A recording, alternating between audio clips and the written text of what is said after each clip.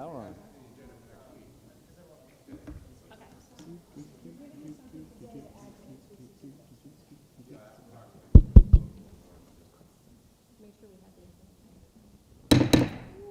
All right, folks, welcome to our agenda meeting.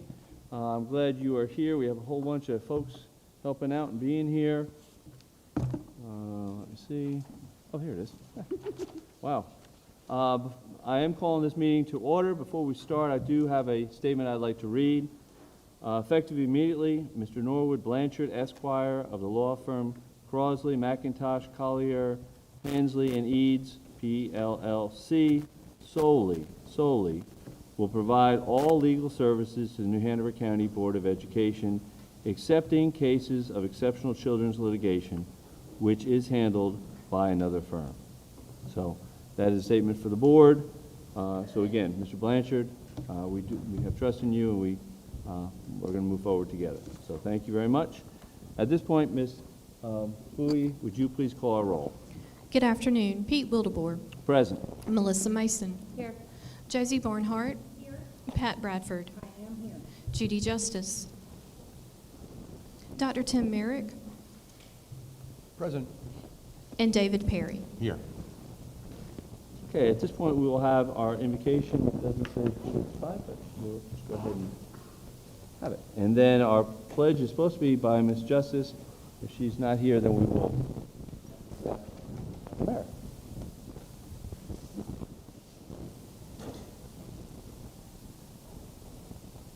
Hello, this is Tom Hauser at Global River Church. We're calling in for the invocation to bless the board. First, we want to thank you and honor all those that give such support to our children, the education and the stuff that you go through. We certainly honor and thank you for your service. And right now we want to pray. Lord, we just thank you that you are the God who is able to do exceedingly and abundantly above what we ask or think. We also know that in Jeremiah 33:3 it says, "Call to me and I'll answer you, and I will show you great and mighty things." One of the great names of our God is that he is Jehovah Jireh. He's a provider. So, Lord, we know for the finances, for the support, for the wisdom to be able to figure out how to do budgets and how to spend it wisely for the most benefit. So, Lord, we pray for our children. We pray for their protection.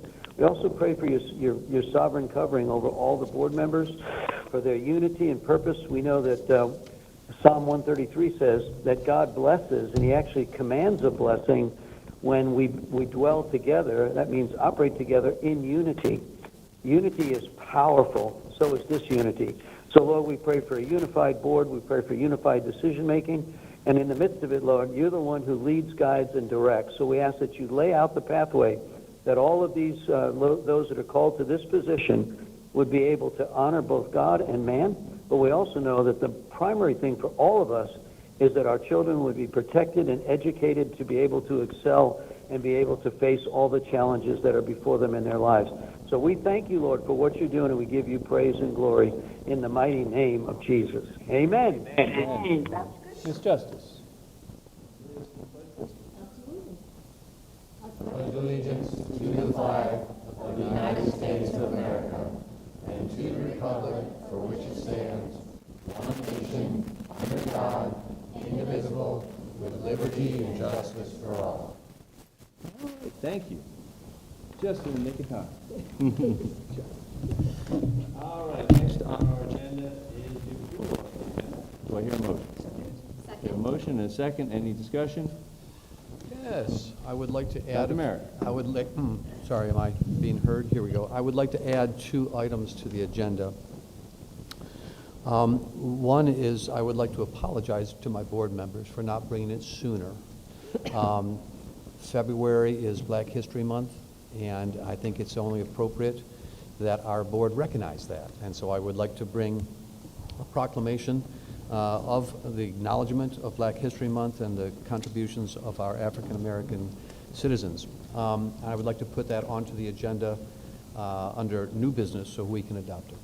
For today or for next week? I was going to bring it for next week so other people can hear it, because I don't think too many people tune in today. Next week, okay? Okay, first, second. Let's discuss that, and then we'll step on to the part 2. So, Is there a further discussion? We've had an opportunity, anybody else like to discuss Black History Month? Ms. Justice. Well, I think it's entirely appropriate considering our long history.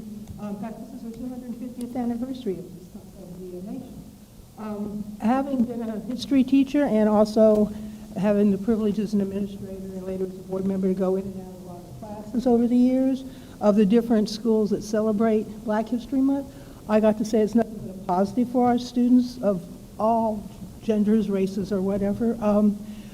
And the kids enjoy it, and the teachers really get behind it, and it's very informative and very educational. So I would think it's a very good thing. Okay.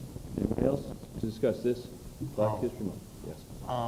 Yeah, I think with the late arrival, the text, it's too early to say for sure that we have ample discussion, but I'm not opposed to having such a, in concept, to having such a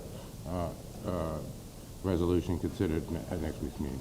Okay, in this discussion, again, make sure everybody, just since we're on TV today, you know, that this discussion is only for, to bring up a discussion, not necessarily That's a correct. resolution, so. Ms. Bradford? I don't believe our board should be distracted by making proclamations, so I will vote no. No, I'm fully in support of history all the time, but I cannot promote the proclamations. So I will vote no. Anybody, anyone else? Dr. Merrick? Yes, I probably should have taken the right of first choice to make comments when I make the motion. We learned that last week, didn't we? Mm-hmm. I can agree with my colleague that sometimes proclamations can seem like an empty statement. But if you'll notice what was written by Ben Schockman in WHQR this last Sunday, the idea that we can give voice to marginalized communities such that they feel heard and included, there's value in that, even if it doesn't come with an increased funding or with specific changes in policy.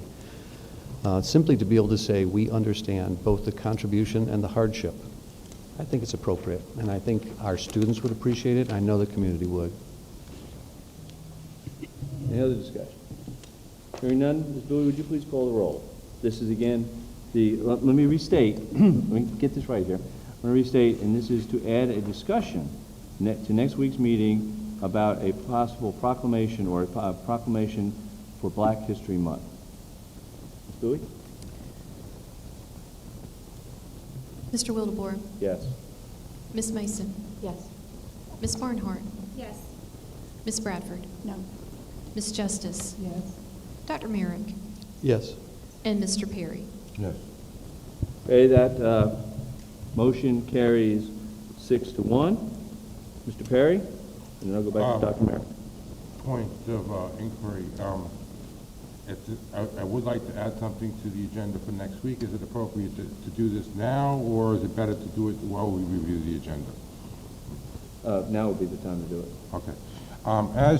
As you all saw, I handed out at the direction of our chair, who was eager to get this committee going, and I just heard, last week about it from our chair, that he was in support of this. So he'd like to get this going, and we had a couple of questions. I believe that he spoke to you all within the last couple of days and asked you what your concerns were. The biggest concern being that you didn't want the committee to go after the commissioners for funding or the endowment for funding without first going before the board, because it might conflict with other asks that we have. So that's been added to this version. I also renamed it to something I think that people will like a little bit better. And so I'm just adding, this is something, it's pretty much, other than those two changes, this is the same proposal that I brought forth to the policy committee this last month. So it's been around for 2 or 3 weeks, but there has been a couple of changes, and at the direction of the chair, he wanted to get this going, so here we go. So you'd like to? I'd like to add it to, Make a motion? I'd like to make a motion to add it to next week's agenda. As so I discussion? guess it's old business or new business, I don't know, I'll leave it up to you. Probably new business, but discussion of and we have a name here, Employee Benefit and Retention Committee. Okay, is there a second? I'll second that, and I have a question. Okay, go ahead for your question. Since the name has changed and some of the methodologies have changed, I do think this would be new business. And I know that we had previously approved a committee that was similar. I guess really it's more of a point of inquiry. Are we starting from scratch, or are we carrying on? I would say it's a new committee. It is actually in policy right now. The policy committee has tabled it until this coming month for further discussion. So it is in policy as we speak. But I think Mr. Perry is now wanting to bring it in front of the whole board. I see. So this is something that's in process and not a brand new matter. Thank you. In the past, I know that what we have done with new committees is we've brought them to the board before we brought them to policy. I think that we kind of got a bit mixed up in that procedure. So I think that it would be better to do it this way, make sure that the board approves it before we put it in policy, because we don't want to put it in policy and then the board is like, we don't want that. So I think the proper procedure is to talk about it, and if the board approves, then it goes into policy. Mr. Chair. Yes, ma'am. Two things. One, a point of order. Well, I did speak to Mr. Perry at least once or twice this week. He did not speak to me about this. So I would like to correct that. He didn't speak to all the board members. And number two, are we not circumventing our process by coming here to this meeting and adding things when we have a very well set process that we've gone over and we all should be following to get things onto the agenda in proper order so we have time to plan for them? And to bring something at the day of 15 minutes before we meet, I think is out of order. So I will be voting no. Ms. Justice. So since I sit on the policy committee, you do, and Mr. Perry, I think this is just a situation that's very unusual, and that's why he's bringing it, and I agree with Ms. Mason that we, with the board, need to first decide what we want to do before we send it to policy.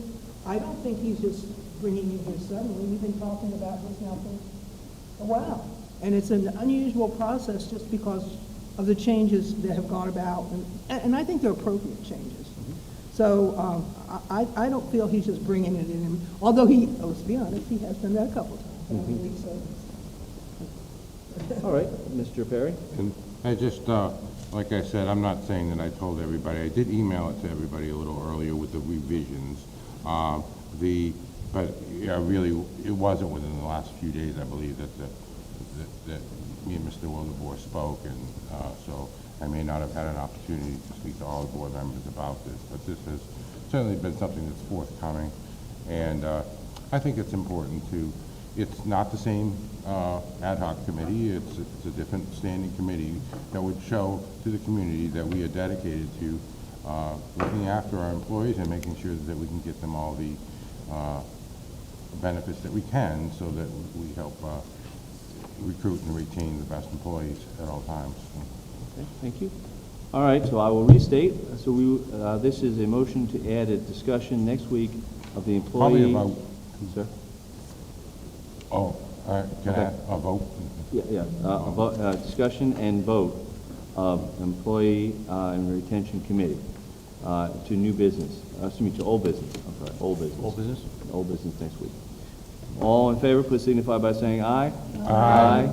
All opposed, like sign. Aye. That carries 6-1. Dr. Merrick. Yes, as I mentioned before, I had two potential Yep. amendments. Kind of cheering as well. Thank you for remembering. I think we have our legal representation contract is up in June, and I think it is time that we say, are we going to put this out as an RFQ to look for another legal representation, or will we stay with our present system? I think I want to thank Mr. Blanchard. I think he's done an admirable job. He acknowledged that he didn't have deep experience in education law, but I think he has worked very hard to make up for that and to show up. But I think as a board, we would be doing our due diligence if we put out a request for qualifications and review other potential legal services that may be have more experience, and based on what we experienced this weekend, I think it would be funny if the board did not look for more. So I'd like to add to new business a discussion on putting out an RFQ for new legal services. We have a first and second, any discussion? Again, we're talking about for next week. That's right. That's what I thought. Yes, sir. Okay, so, any discussion? Here, yes, ma'am, Ms. Justice. Mr. Janice, I have been able to go through this process quite a few times. This is my 5th year on the board. And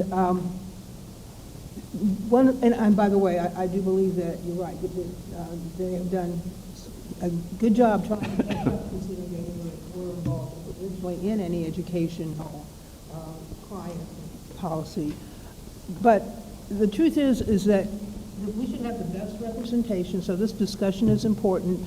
I have seen over the 5 years I've been on there, when we have put out the request, very often it's really late in the process. So it's a good idea to do it early enough. It seems like we never have had it early enough to make it really fit in with our schedule and do it diligently and properly. And we need to consider all factors, not just local, but also experience. And not just experience, but also outcomes from that experience. So I think it's a good idea. It's just what's best for our district. And I'm going to ask Ms. Sutton, if you would, how long do we usually put out an RFQ for in a situation like this? So we usually have it posted for about 30 days. Okay. Just to make sure that we can get sufficient responses. Usually like to have at least 2 months. 3 months will be great, just for us to have time to meet as a committee afterwards in case we need to have more than one meeting. Okay, perfect. All right, so we have Mr. Perry. I just wanted to say that I actually think our present firm has done an excellent job. And I wanted to state for the record, for the public who might be listening, that, I disagree with statements of Mr. Kromke on social media, absolutely, but we're all human and we all make mistakes. And if the sole impetus for this is to simply punish this firm for that one social media comment, I find that ridiculous.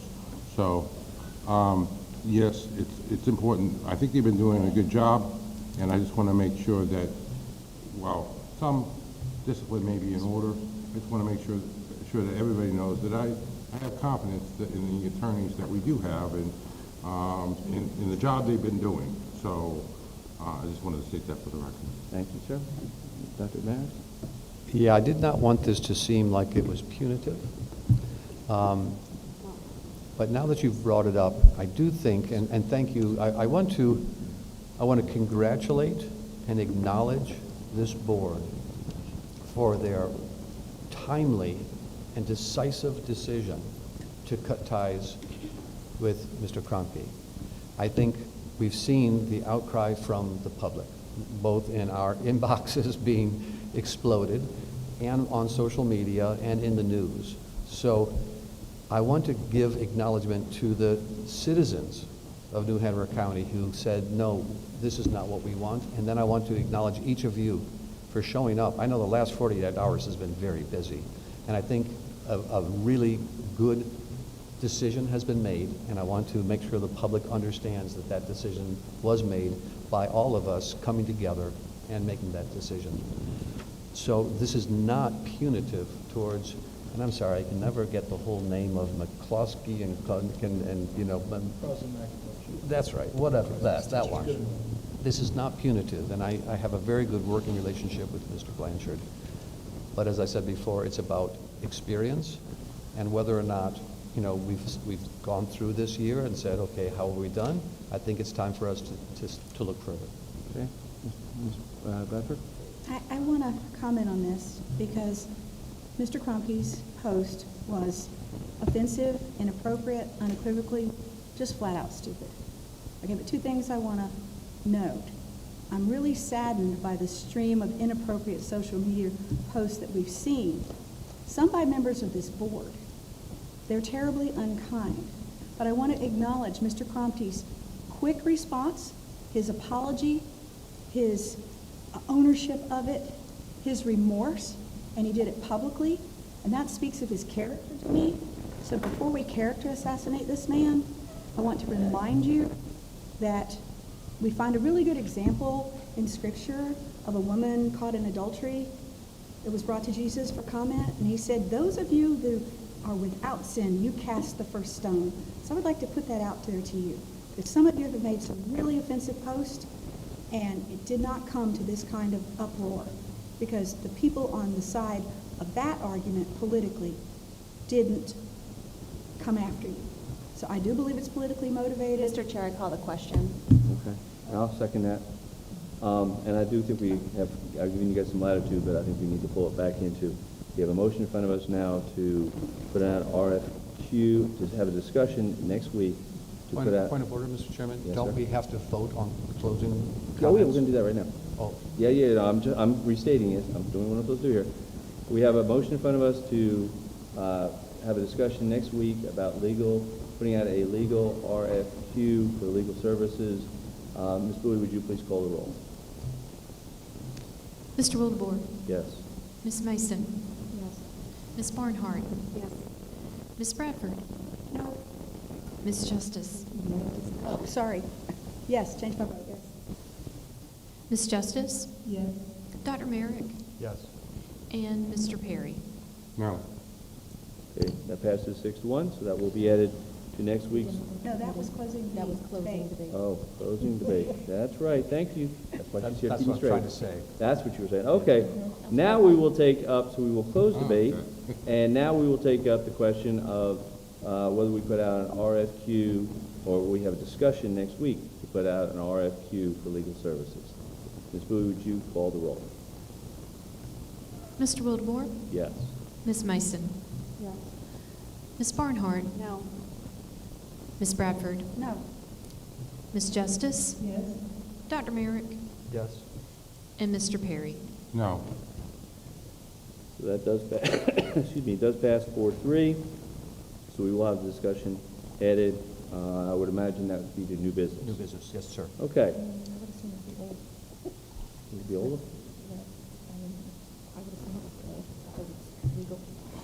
Okay. Doesn't matter. All right, let's add it to old business. That works. That sounds good. Is everybody okay with old business? Okay, as long as we're discussing. Okay. With that all in mind, let us, unless there's something other discussion, I will entertain a motion to approve the amended agenda. So moved. The agenda for today or the agenda for next week? The agenda for today. We don't approve Yeah, the that's agenda right. for next Yes, week. yes, until that, next week. yes, We've already right. did this week. Yes. No, we didn't. We started and then we didn't. Okay. Oh, you're right. Okay, all right, thank you, boy, she's keeping us straight today. Thank you very much for keeping us straight. So we are now making a discussion or a motion to approve this week's, today's agenda. So moved. It was already done by Ms. Bradford and seconded by Ms. Barnhart. Oh, Okay. right, that's right. So all in favor, please signify by saying aye. Aye. All opposed? Passes 7-0. Okay, now we'll jump into the business. Ms.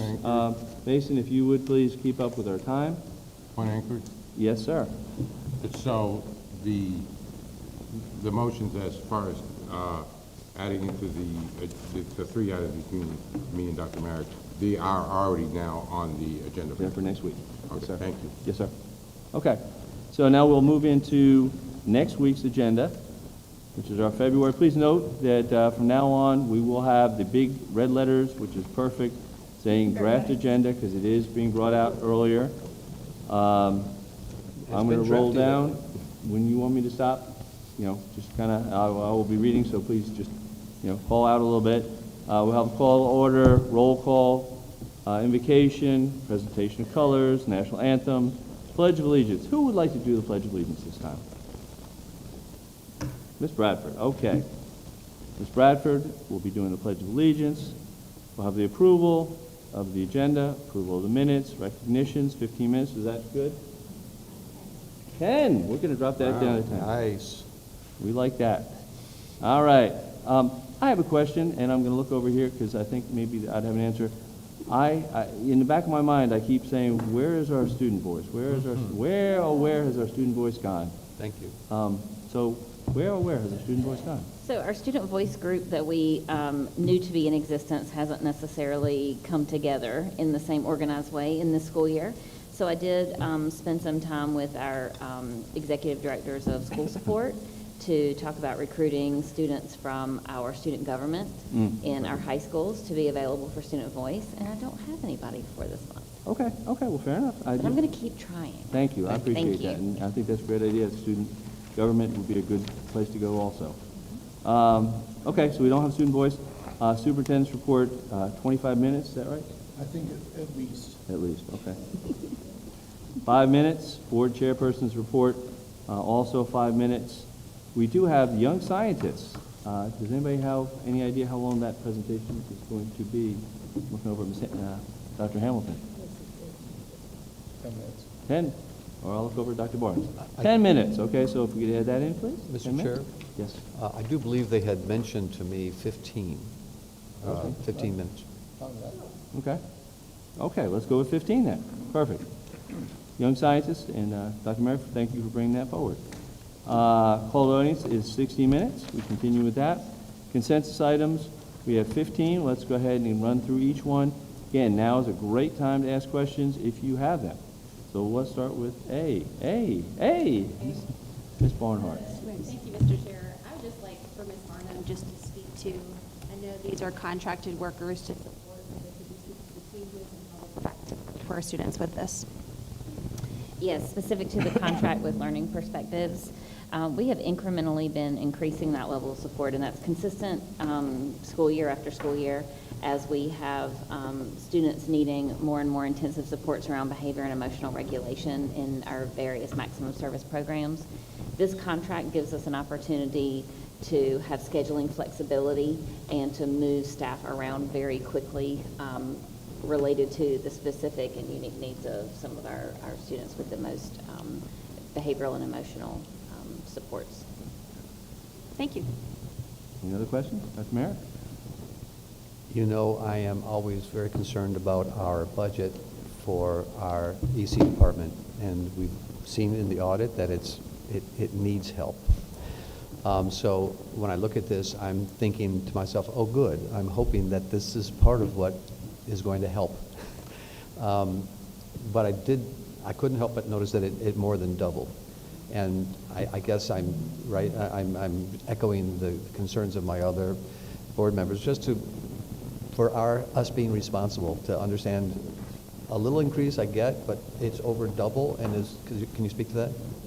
Yes, absolutely. So we start out with a lower contract amount, and much of that is because of how our money comes into us. We start services for some of our students in July, and then the rest, of course, by August, and we need staffing to be available. We don't always receive all of our funds that early, especially our federal funds and our very specific funds for like special state reserve or risk pool dollars for students with the most significant needs. So we build the contract as we need it, and so it continues to grow. It doesn't start out at the amount we anticipate. So this is a normal thing that it would. Yes, this is consistent with past school years. Thank you very much. Ms. Bradford? I have no problem with it, but I would, for the educational purposes, because I really believe that most people don't know the need that we have, if Ms. Martin could address the fact that the need has doubled. Yes, and it is pretty consistent that, again, we grow the services through the school year and the cost increases, but also the number of students that require more intensive supports has definitely increased year over year. Thank you. Dr. Barnes? And just this last week, I was able to work with Ms. Geller, Ms. Farnham, and Ms. Sutton to use some lab salary money and some stuff. We were able to find about 10 more assistant ECTAs that are going to be able to push out to our highest need locations from now to the end of the year. Now, those are temporary positions. We are building the new budget for next year. But again, whenever we find money, we push it to schools. So that's going to be an increase of some slots from now until the end of the year. Thank you. And we're much appreciative of that, and I signed the first staff action before I walked into this meeting. Thank you. That is good news, right there. Thank you. Okay, B, contracts extending into fiscal year 2027. Anyone? No? Okay. I was hoping you would say something. All right, C, budget amendment. Ms. Bradford. I'd like her to explain them. Let's go through them one by Please. one. Okay, the budget amendments or the Yes. extended into the new year? Budget amendments. Those are big dollars. We need to talk about them. I'm not objecting, I just want to share.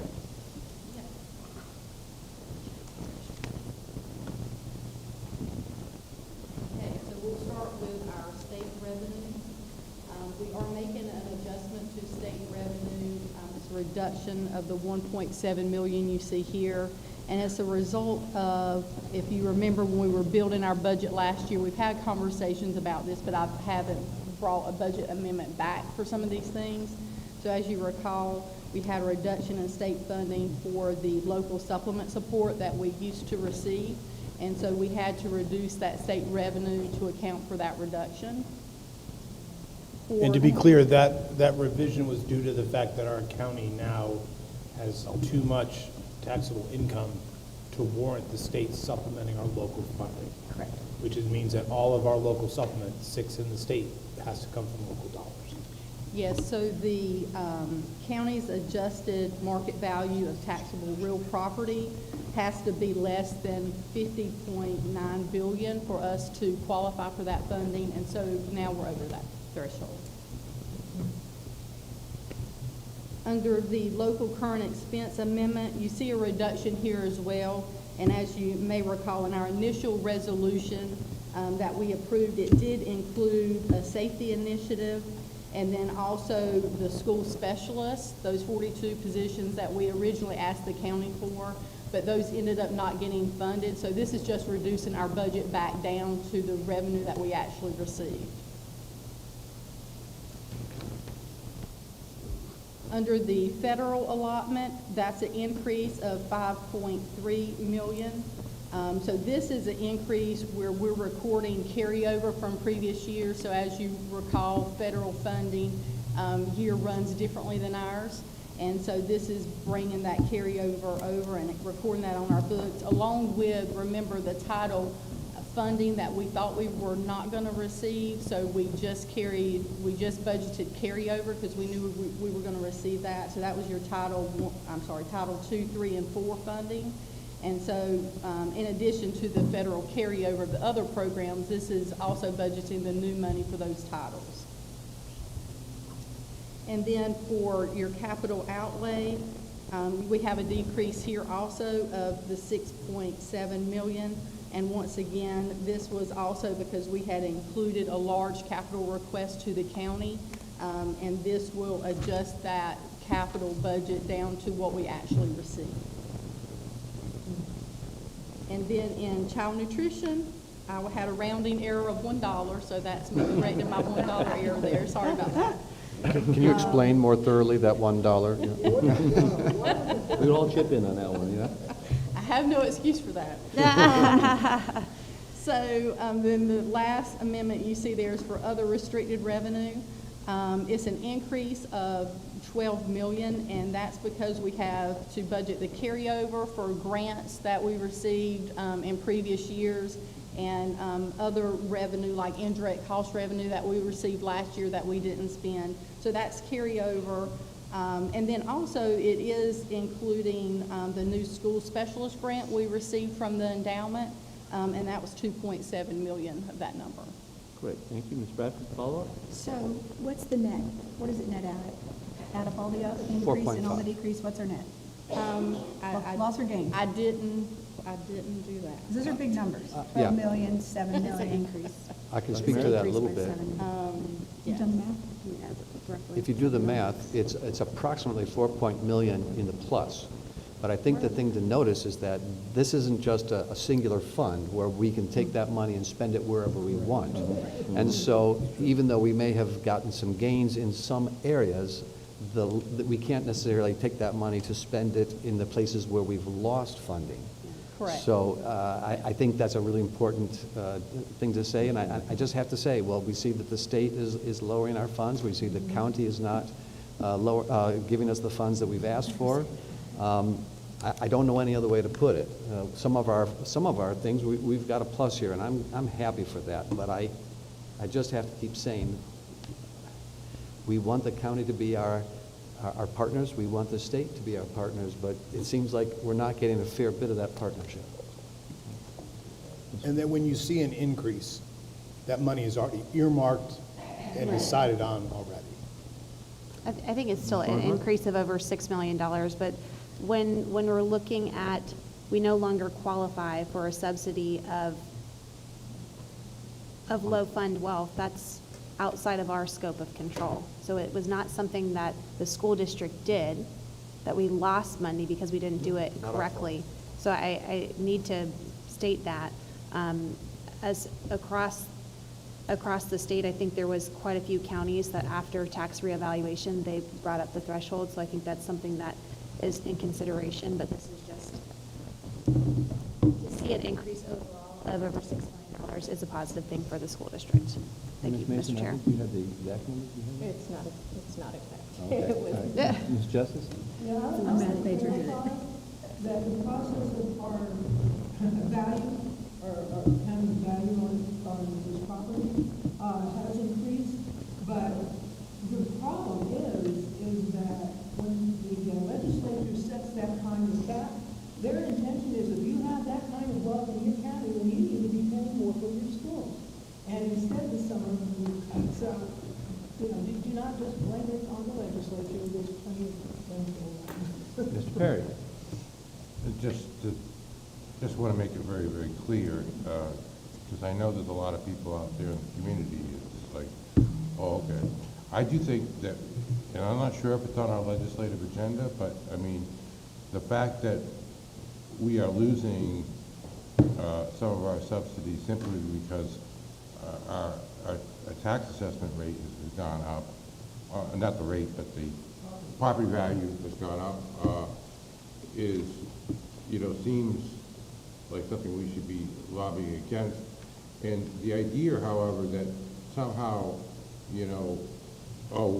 people are so much richer now in this county because their property value went up. The fact is that they're having a harder time because now the property taxes are up, and their insurance is up, and they're not necessarily making any more money. They're probably making less. So I think that to kind of nail or try to criticize the county for not upping their taxes to pay for this discrepancy, I think is just wrong. Okay. I do have that number is 4.9 million net increase. Okay, thank you very much. Dr. Barnes? And correct me if I'm wrong, Ms. Sutton, but most of that increase is due to grant funding. Yes, that's earmarked for a true. So specific this purpose. is not new revenue. This would be revenue we received in prior years that was not spending related to grants or some type of project. So it's definitely not new revenue. And please know that our reason for including this $1.7 million decrease isn't to pass judgment on either the state or the local community. However, it is money that we had earmarked to do supplements that we then had to reverb to something else. So it's not a judgment about it's not, but it is the fact that we were $1.5 million, $1.7 million short based on what we expected to get in there. Okay. Ms. Bradford? And I would like to commend Dr. Barnes and Ashley and the rest of the staff for sucking up that difference that we faced last year, the decreases. They did a really good job of it. And when you go to Raleigh and you speak to legislators, they don't have a whole lot of sympathy for us because we're at this $1 billion number when you have to understand there's counties inland that have no growth, that are failing. And so they're looking at the whole state when they make allocations. And when you've got high wealth, mountain communities, you've got high wealth coastal communities, they have to take into consideration the entire state when they make their decisions. I'm not defending their decision. I'm just telling you what we hear and rebuttal when we go and we ask. Okay, Ms.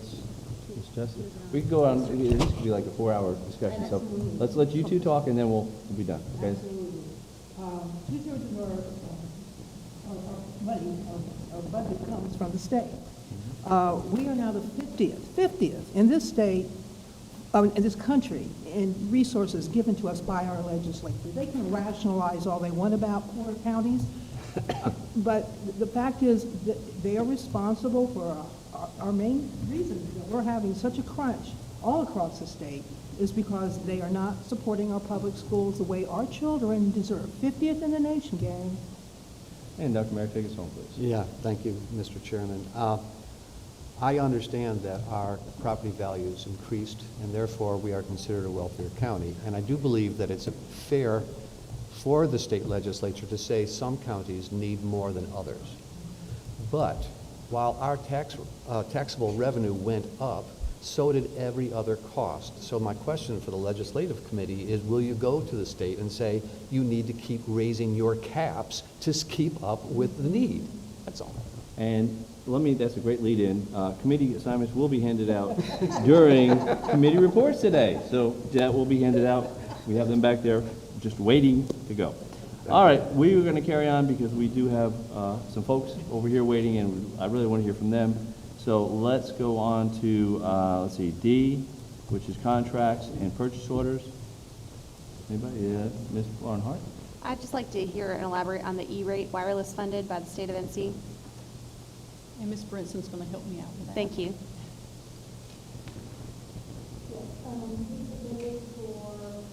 For 434 access points, and total cost of that is $537,000. The Fed is $429,962, and the state has given us the funding, the remainder of the funding, which is $107,475. So we are getting 434 access points with zero cost to us.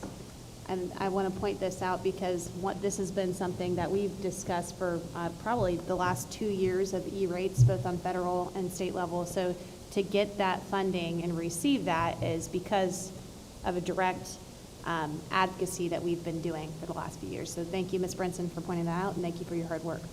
Ms. Bradford? And this is the one right above that from Ms. Brinson, the North Carolina State contract for HB 221 laptops. More technology coming in. I just wanted to address what that is. Yes, that is laptops for our elementary teachers. They have not gotten new laptops yet. That was actually capital funds that were provided to us by the county for this year. Thank you. Okay, carrying on to E, facility capital outlay project transfers. Anybody? Hearing none. F, technology capital outlay project transfers. Bob has something. Dr. Morgan. Please do. Thank you. So I apologize. One item that I wanted to point out, I've given a copy to all the board members.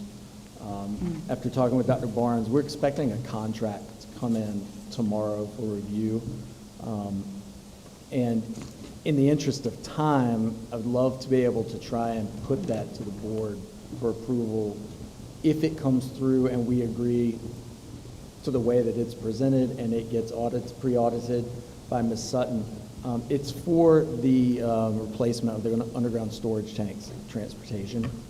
I think worth pointing out is simply that, and I'm going to do exactly what Ms. Barnhart has asked me to do, highlight the additional savings that we're bringing to the board and to the county to use to pay for those underground storage tanks.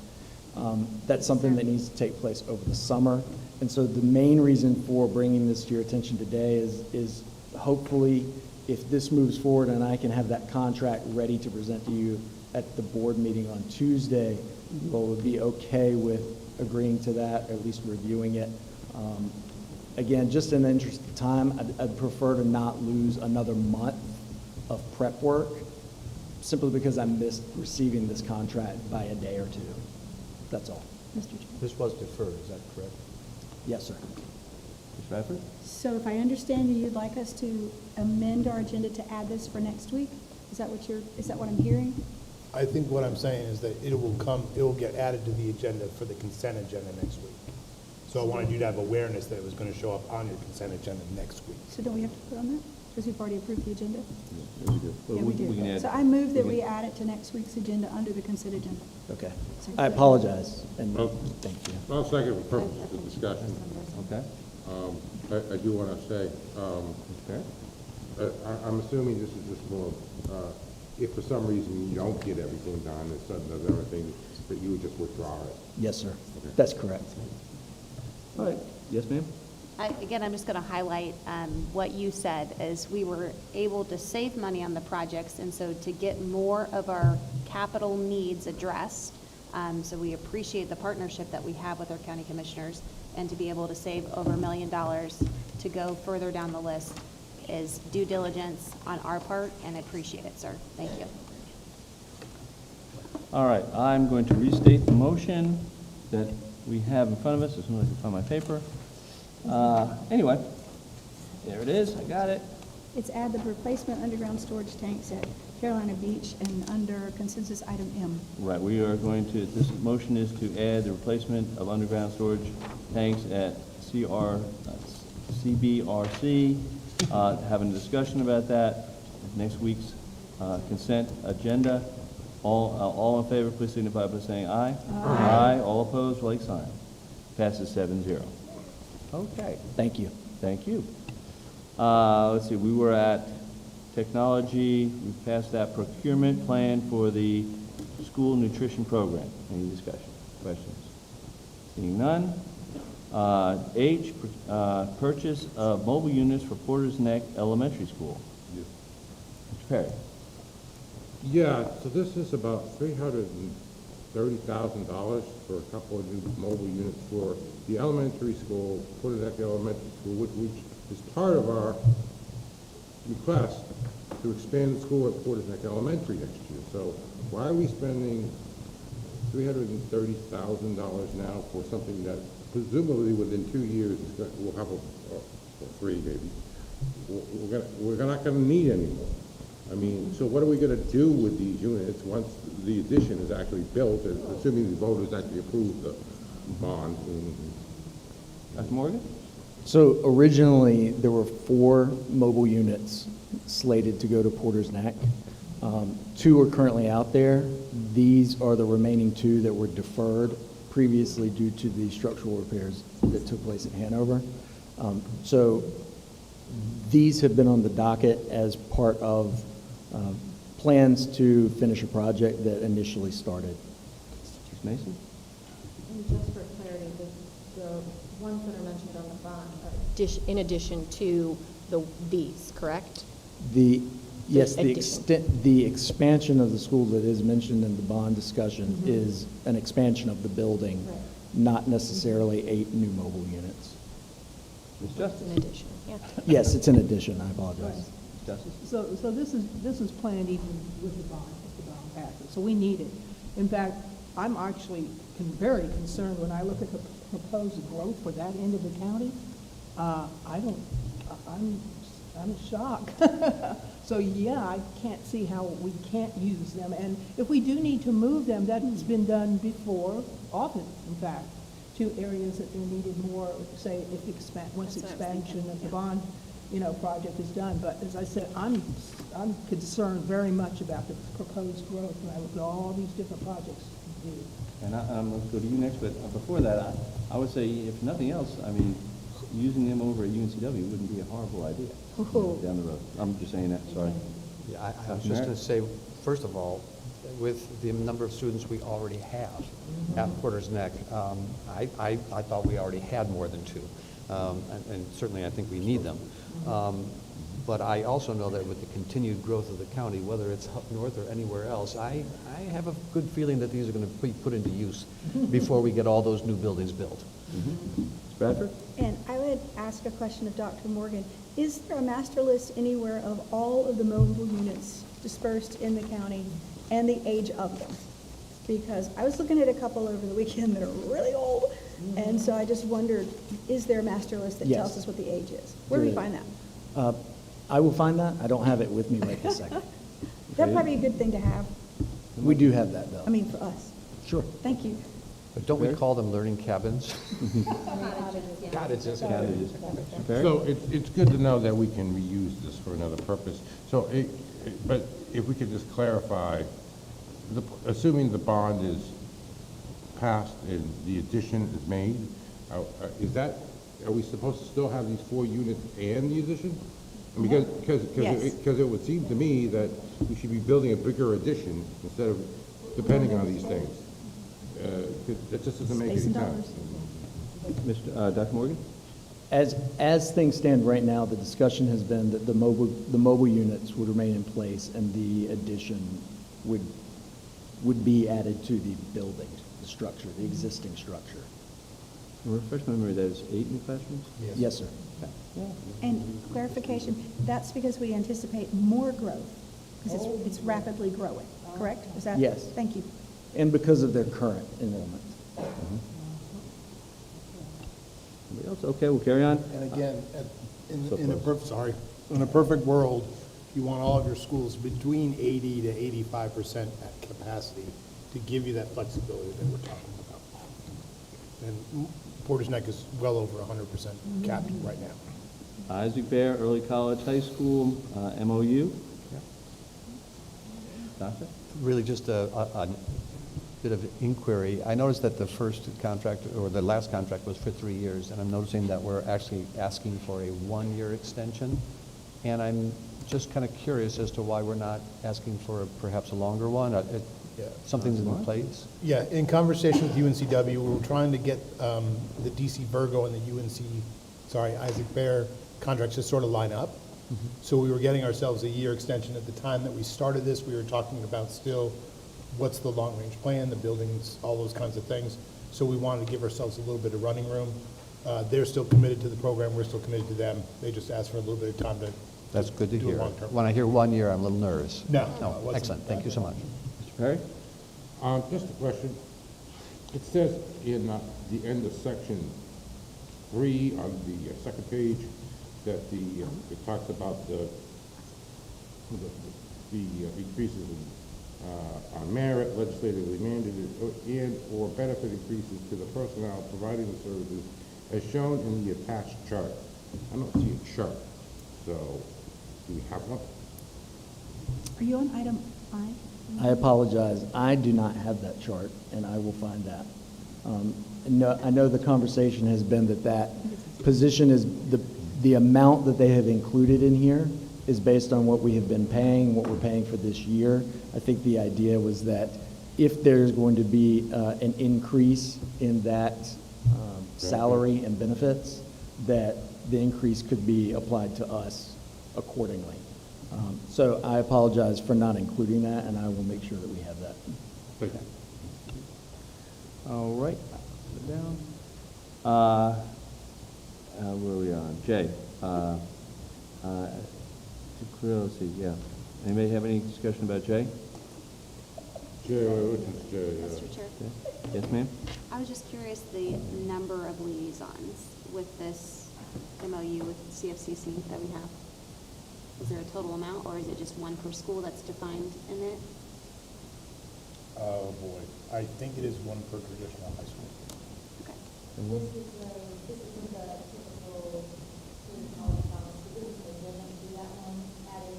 Williston, Myrtle Grove. Yeah. Williston, Myrtle Grove, and Holly Shelter. Thank you. That was just a clarifying point. So if we could see, I know this is the addendum, but even if we could include the total, the addendum is going to bring in X amount more, and therefore our whole would be, thank you so much. Okay, so J, the addendum. Carrying on with K, revised 2026 WH, yeah. WEX, NC Tech, I'm struggling at this point. Okay. Yeah, yeah. Calendars, any discussion? Dr. Merritt. Yeah, this is, it's really a very, very small change, I noticed, right? A half day off twice or something in the year, so it's very little, and I certainly will vote to approve it. But my question is, you know, is that something that should have been brought through the calendar committee? You know, I made a big stink last month about how, you know, we've got these committees and these councils, and it is the board's responsibility to use them. And so it just, is this something that kind of does it end around because it seems small? With the calendar committee, I'm sure they'd approve it, but I'm making a point about protocol, I guess. Is this something that would normally go through the calendar committee? So the calendar committee primarily creates the traditional calendar, and then the other calendars are worked out more individually because this just involves 2 schools, year-rounds, 2, et cetera. Then those are shared, out. However, this was, again, like you said, an oversight that they didn't put on there. But yes, but typically yes, they create these additional calendars in alignment with the main calendar that the calendar committee created. And again, it's not a criticism, it's a request for us all to get a little bit better about using our committees for what they're used for. So thank you very much you did amazing work on that calendar, I'm just saying. All right, any other discussion on K? If not, on to L, Barrington Irving Technical Training School. Ms. Bradford. I did some due diligence on this because I have written extensively about aviation in New Hanover County and the FBOs, the fixed base operations, which are the little private airports are attached to any larger airport. And so I had some questions for Dr. Hamilton, and I've given them to her because she oversaw this, and it is an extension from last year, but there's things lacking, like there's no address for the company Barrington, and I think I found them, but I'm not sure that I found them, and exactly which one of the FBOs out there is actually doing the work, because one of them's not even open yet. And then what line service technicians actually do, because my understanding is they're pumping fuel, and kids under 18 pump fuel. I don't know. So I've given her all my questions. So if we have them back for next week, yes, and then if not, I'll just propose we push it out a month. I think that's a good idea. Okay. All right. Nobody else? Okay, we'll carry on then. Policy. We did have a policy meeting. We had one policy we discussed, and we held it in policy. So we have nothing really, so there will be nothing under policy in the future. Okay, Ms. Mason. How long is consensus going to take? Should take, well, we have 15 minutes. Why don't we say, let's say 15, because we just said we have a little, let's say 10. Let's say 10. 10? Yeah. Let's go. All right, 10 minutes, 10 minutes. Thank you, ma'am. And policy is going to be, as long as they can say the word, nothing for policy. So probably 1 second. Yeah. I just want to acknowledge both you and Ms. Mason for keeping our meetings short. And by not having policies to talk about, I think we're going to go a long way in that. And if the two of you are competing, I think Pete's winning. But I do think it also comes up to conversations I've had with other board members here about trying to reduce the amount of time of our board meetings in general. So I want to acknowledge you. Well, thank you. Thank you. I appreciate that. Old business, if you renew your screen here, we do have two things under old business. We have Employee Retention Committee. I would say probably 10 minutes on that. Say 15. Let's have a good, robust discussion on that. Does that sound good, Mr. Perry? Yes, that sounds fine, and I just want to let everybody know that, please review I want to hear your input too, so if you've got some ideas between now and next Tuesday, please call me up and send them over to me, because, if you get some amendments, I want to hear them. Let's make this the best committee we can. Excellent. I think that's a great, I was going to say that, but you said it before, so I think that's a great idea. So please call Mr. Perry with any suggestions, discussions, etc. And Mr. Mayor, Merritt, asking my colleague if you've given this write-up to our staff so they can include it in the agenda. I sent it to board members, but it's Miss Bowie, but I don't, I guess Miss Bowie would have to send it around. So it can be included in the agenda. Yeah, if you would please, that'd be great. And then, Mr. Chair? yes, When ma'am. we want to run that whole proposal by the attorney, just fun before we vote on something that hasn't been reviewed by the attorney? The proposal for the committee. Yeah. Just because it involves employee benefits, which is protected legally. It's not right now, just for next week. I stand corrected. I missed Ms. Barnhart, so I apologize, Ms. Barnhart. Ma'am, Barnhart. Thank you, Mr. Chair. I would just like some clarity. So is this in a replacement of the employee ad hoc benefit? Because I was under the impression that that was going to be picked up this year. So are we saying as a board, we're no longer considering that? We're only considering this on the table, this new committee? So I just want clarity on that, because I was under the impression the other one was moving forward this year. So.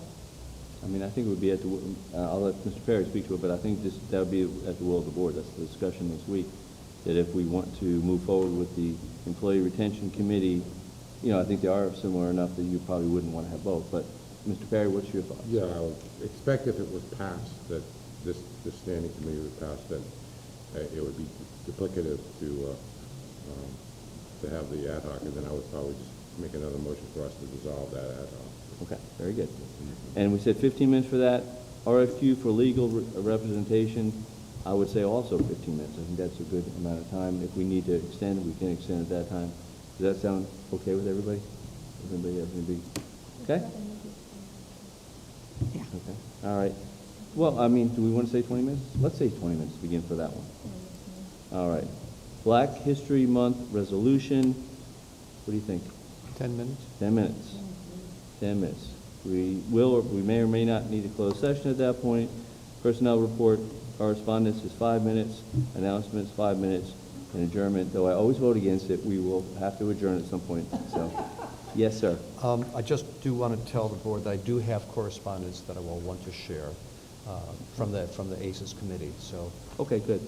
And I was remiss again, when we get to committees, and I think this is an exceptional idea that Dr. Merrick has shared with me, but I think we really need to start taking advantage of that time and actually having our committees. What we saw the other day, and I'm remiss twice with everything else going on, I forgot to say, but I do want to thank the board members and our senior staff for just a great retreat the other day. Dr. Barnes, it was just an excellent time.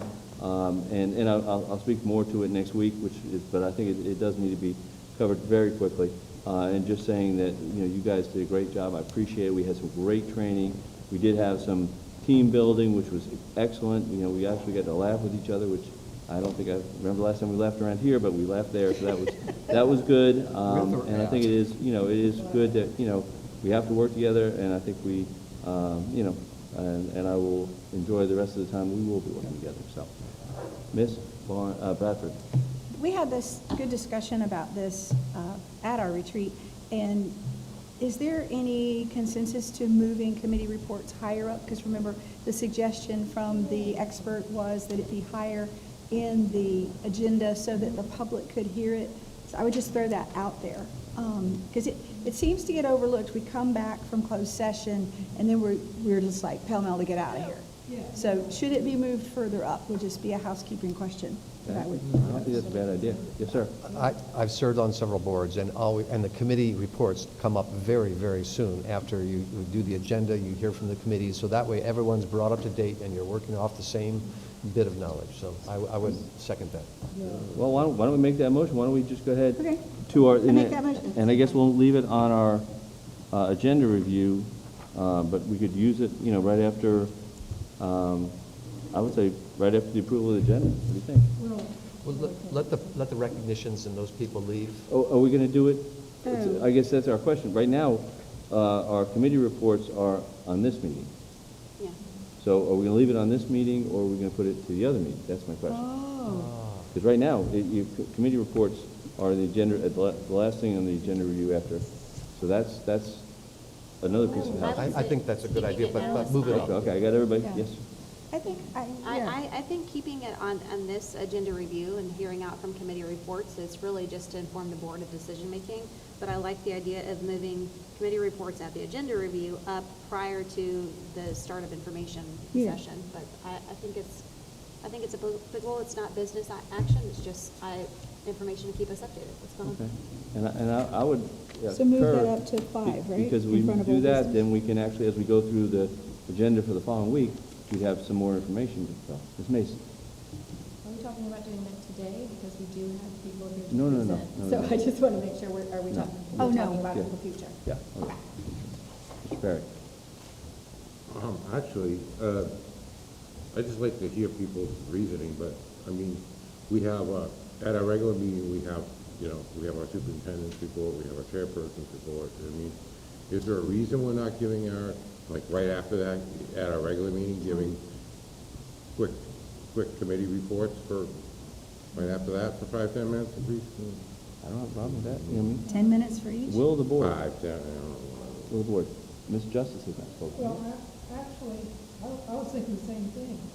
I would like to move that we put a committee report on our regular monthly meeting agenda following the chairperson report? I think that would be an amendment to the one we already got considered. Unless we voted on the other one and I've forgotten mine. We have not yet voted on yours. So that's an amendment to what's existing. So would you like to amend the motion? Okay. Read your could you state your motion one more time? Oh, let's see, to move the committee reports upwards, I was going to say put it in front of old business on the agenda review, so I like the idea, and you're saying put it after the board chair's report?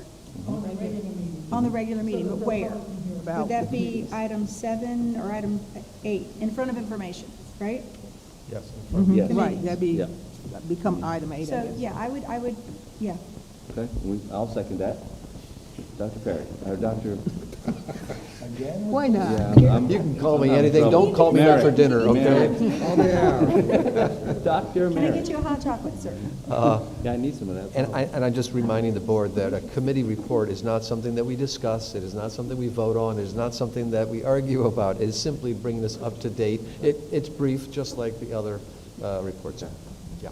Okay, so we have a motion and a second to, and we will not do it for today, but we will do it in the future, move our committee meeting, or committee reports from the agenda review meeting to the regular meeting right after the board chairperson's report. All those in favor, please signify by saying aye. Aye. Aye, all opposed. Carries. Did you vote? I said aye. Okay, you did. Okay, so that carries 7-0, and look at that. Thank you, man. Marshmallows, too. Marshmallows, too. Boy, that's what I need. Okay, and how long would we say that will take? Do we need to add that into our full time? 10 to 15? Say 15 minutes. Okay, 15 minutes. Okay, so we have that? But that's not for this month, so you No, don't have to add it yeah. for this month. So we have to do it today, is what you're saying. Mhm. We have to do it Okay, today so in a that minute. ends this section. Do you want to know how much time? I would like to know how much time now. So we're at, without adding that, we are at 170 minutes, so just under 3 hours. Just under 3 hours. Very good. Woo-hoo, okay. All right, next we have, carrying on, we have the strategic plan update. And that's Ms. Brinson. And while she's coming up, what we have committed to do as a senior staff is bring to you every month an update on our strategic initiatives, this being one of the 6 of them. I would ask afterwards, this is going to be relevant information for our parents as well. If you choose to want this done again at the board meeting, you certainly can vote to add it into the agenda. It just seemed like it would be better described here first. So, Ms. Brinson, thank you.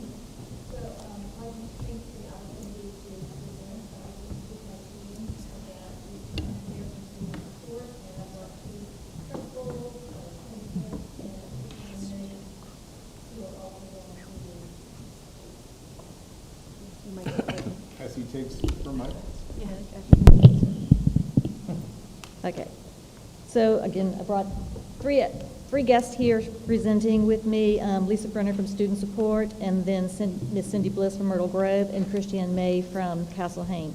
We're going to give them the majority of our time so they can share with you guys the wonderful things they're doing to increase their attendance. Okay. So with our strategic plan, attendance is one of the 6 focus areas for the plan. It fits into we're putting it into safe and supportive learning environments as well as family and community engagement, but of course it could also fit under academic excellence as well. Our goals are to reduce the number of students who are chronically absent in that category by 10%, and reduce the number of students who are in the warning category by 5%.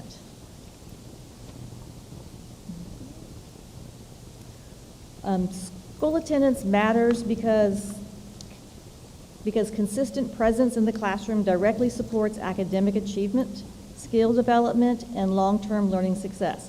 It also strengthens relationships, routines, and access to essential resources that help students stay engaged and on track for graduation. So here are some examples of how attendance can affect learning. So you can see the different assessments. We took last year's assessment scores and last year's attendance. So you've got the first column is the proficiency among non-chronically absent students. And then the second column is your proficiency among chronically absent students. And then we give you the difference in percents. So for example, your Math 1 is 58% students that are not chronically absent are proficient, while 29% of students who are chronically absent are proficient, which is a difference of 27 percentage points. That's a pretty big difference there. Okay, so I'm going to step over and let Lisa share. Are you cooking? All right, hi. So one of the things that we know is that chronic absenteeism grows over time if it's not addressed, and it also has long-term impacts. So we could spend the rest of the afternoon talking about those impacts, but we just picked out a couple. One being that poor attendance in the early grades is really the key indicator of whether or not they'll read on grade level by the third grade. And that just will continue to increase the gap over time if not addressed. I think one thing that always strikes me is by the sixth grade, chronic absenteeism is the leading indicator of whether or not a student will graduate on time, but actually it's the leading indicator whether or not they will graduate at all. And so I think it just kind of shows the importance of that, addressing it at an early age. Also, the good thing is that as students that do improve their attendance over time, like particularly if we can get in there early, have much better outcomes. Not only in school, but also in life. They have a lot of more opportunities for post-secondary success, graduating on time, and also opportunities within their exposure to CTE courses and all the things, wonderful things actually, that we have to offer. So looking at the attendance last year at the end of the school year, we pulled all the attendance records of all the students in the district and kind of looked at where are we to take a snapshot. And for our chronically absent students, as you can see overall, we had 22% of our students were chronically absent by the end of last school year. But if you look at, I do want to call your attention to elementary, middle, and high. It does increase over time. So it doesn't tend to get better if without intervention, it does get worse. And then for this year, we wanted to just see, hey, where are we mid-year? So at the end of last year, we're looking at 18 plus because chronic absenteeism is really 10% or more. And mid-year, we looked at 9 or more. So at the 9 or more, we're looking at 24 at this current time, and then 25 in the morning as opposed to 28 in the morning for last school year. So a couple things I want to point out about that.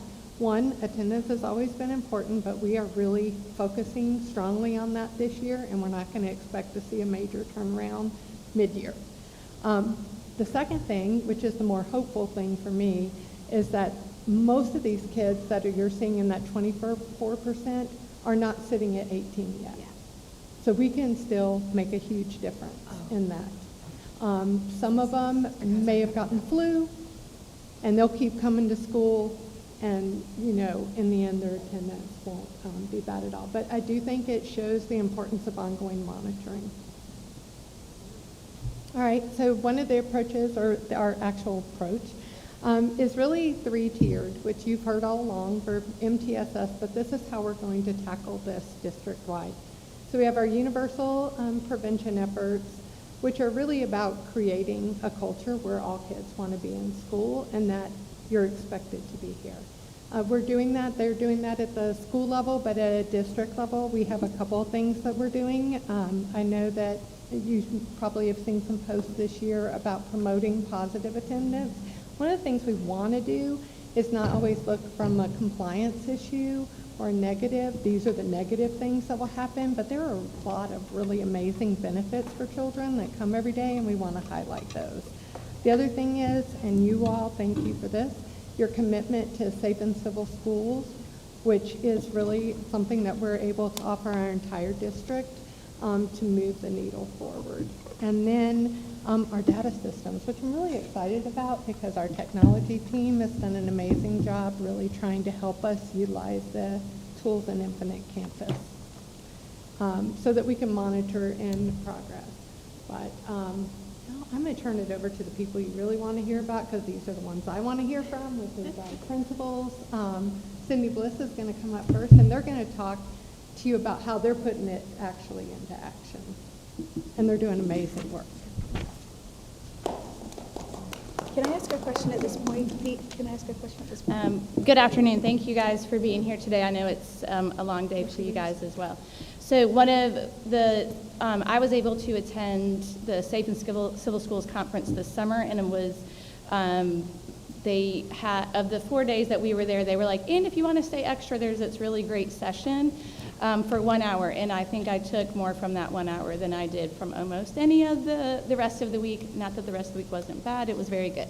But really came away with a lot of very good strategies, tried and true from some school districts across the nation. And that same group, the person who did that is actually coming to do a full day training for principals in March for everyone. So I'm looking forward to just being able to build our toolbox with them. What we really implemented this year, knowing that it is the first year, are universal strategies. Ms. Brenner's passing some stuff out to you right now. At open house and on the first day, we sent every kid home with 2 things. One was a how sick is too sick, because so often we have found that when kids get up in the morning, they're like, I just don't feel good. Yeah. And the parents are rushed and they're just trying to get to work themselves and they don't want to fight with their kid in the morning. And so really trying to take that off of parents and giving them a checklist of, if you say yes to one of these things, that you can stay home. And we did kind of make them a little funny to, just kind of add some humor with the kids. Like, if you have an oozing sore, you can stay home. If not, get out of bed and, come on to school. The refrigerator magnet has been really beneficial as well, because what we found was that a lot of parents did not realize how much their kids were missing. Mm-hmm. When you think about those students that have a travel soccer, that do a travel soccer, and they are, like, oh, we're going to go to Charleston. Well, we're going to add a day on to that, and we're going to be gone on Thursday and Friday.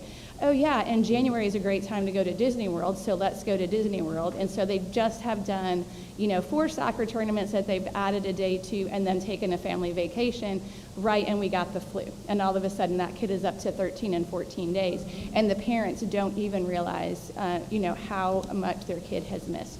So that has given a very visual representation for our families. And, I said to them at open house, take your family vacation, that's fine, but just know we're looking at 9 or less. Like, our goal is 9 or less, so take your family vacation, but maybe don't take every soccer tournament weekend to leave early.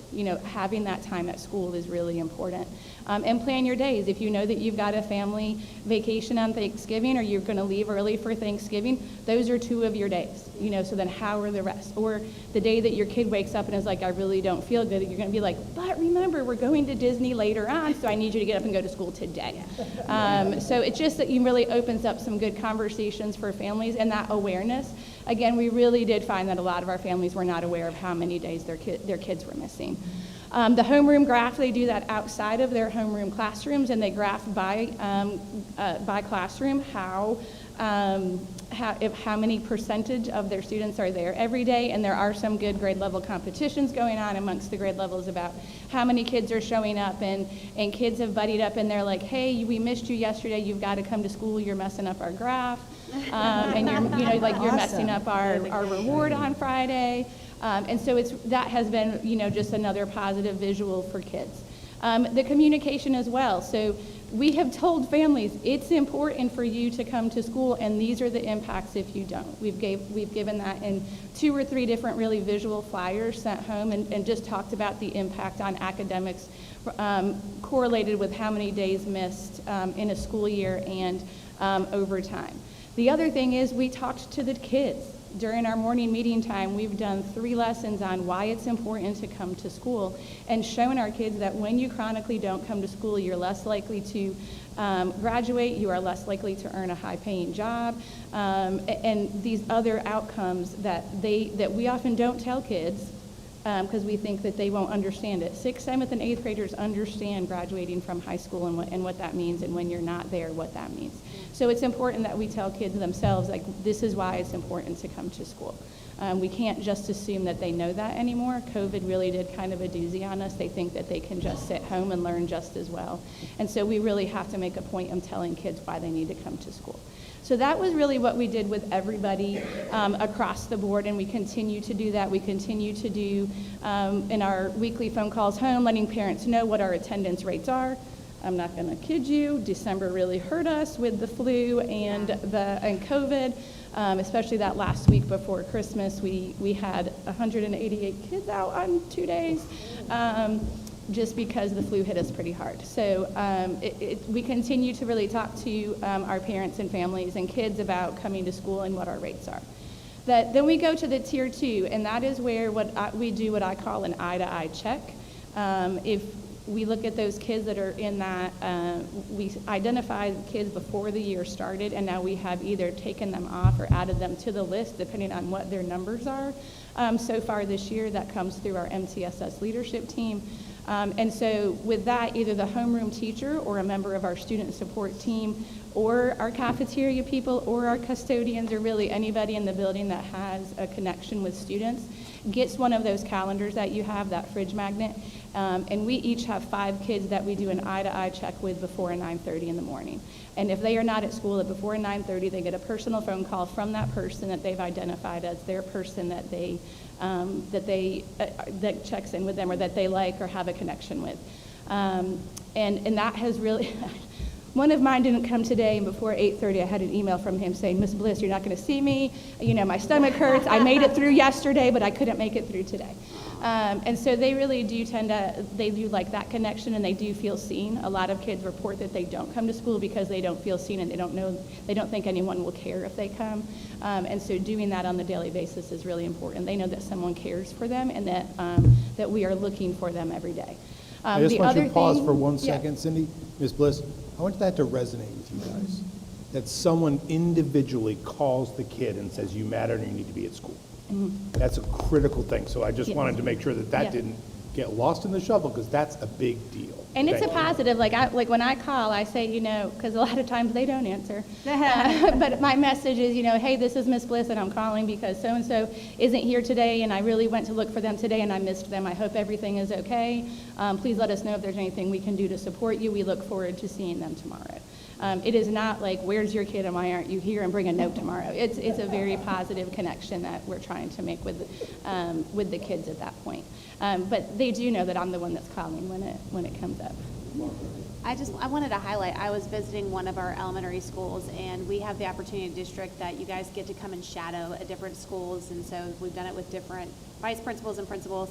And so your school came up as a takeaway, and this was one of the things. They said they have the eye-to-eye and they call, and just that small change, and we talked about, on the website, it was one of the recognitions of saying the small change that we can help to highlight and shine. And so that resonated with someone so much that they helped implemented that on a different level, right, the elementary school level and your middle school, and just being able to have some of these strategies to take back so we can better support district-wide. That's what it's all about. So shout out to you and your team with that. And that came up in just a random conversation. So yeah, it means a lot. No, it does, and I think that people feel really like they're doing something, right? They're taking action every day, and that's what teachers want to, and people in schools want to feel like they're making a difference every day, and it is something that makes a difference to kids, and adults feel like they're being successful. The other thing that we do at Tier 2 is we talk to kids. We have a list of questions that we ask them if they're identified at Tier 2, and it's to get to the root cause analysis of why they're absent. There's generally 3 reasons why kids are absent. It's a medical or sickness. It's school refusal, or it's logistical, meaning they missed the bus, they have to stay home and, watch a younger sibling, or something along that line. And so when we go through this series of questions with kids, at that point I can say, okay, this kid's not coming to school because of logistics. So let's get with that family and have a very individual conversation of how we can help support that family and that student with transportation, childcare, or whatever the logistical thing is. Whereas the school refusal is very different. That's when we really start to institute some behavior strategies, some external motivators, and some mental health components. So that root cause analysis really helps us identify exactly with that kid. Instead of just trying to throw everything on them, we're being very intentional about what we're doing to try to get that student to come to school. And then finally, our tier 3 is that a small group, individual instruction with our school social worker daily during our mastery time in the morning, which is that intervention period. There is actually a group of 8 students that go with the school social worker every day, and they do a number of things within that time. One, it just allows, again, that check-in every day with our social worker. They start to buddy up and call each other if they're not there. And then because they have, at that point, missed quite a bit of school, that they're getting some individual tutoring during that time and trying to catch up with schoolwork, because we know that once you get behind, you're so far behind that it then becomes harder to come to school. And then with all of those students, we do a student-family school monthly meeting so that we're checking in to see if we've had improvement or if something else has happened at that point. Our first quarter numbers were outstanding. Our second quarter didn't come in quite as good, thanks COVID and the flu. But we are really kind of rallying back to see kind of where we need to scoop in next. I think Lisa mentioned that there was quite a few kids kind of sitting at that 9. But when I went through and looked at our 138 kids that were sitting at 9 or more, I had probably somewhere in the neighborhood of 30% that I could tell had a 5 days in a row right before Christmas, and then a 3 or 4 days in a row at another time, telling me that they probably had some type of the flu or COVID at the beginning of the year and then got hit with it again at Christmas. So then we're just kind of bumping those kids off of our list because we know that they're going to gain their days back as we go through the school year, but we're making a point to say hey, you've already missed 9 days, you can't miss any more this school year. So that's all I have. We have a lot of questions. Yeah, sorry. When it comes to the refusal ones, what kind of, first of all, what kind of percentage is that of all absences, that category? And what are the main causes, or are we talking about kids who might be getting teased or harassed or some way? Or is it more the disinterested kid who's like the Albert Einstein who didn't make it through high school? What are the main causes of the refusal aspect, and what are we doing to address them? There is a variety with the refusal. It does become, that is a behavior at that point, so we look at it as, oppositional defiance with that, or anxiety. And so that is the one that we kind of treat individually. One of the things we do is a forced choice with that for a reward. So then we'll work very closely with them on an external reward of if you come 3 days in a row, if you come 4 days in a row, what are you willing to earn and work for? Because we have to do those really short rewards with those kids at that point so that we can get to the why. And for some of them at that point, it also has become a habit. It does take practice to come to school 5 days in a row if you haven't been coming 5 days in a row. Thank you. Justice? How long has this program been in place, and where'd it come from? Right, so that is most of these strategies that we have implemented this year have come from the 1-hour session that we did this summer. So this is our first year kind of doing full, what I call a full press.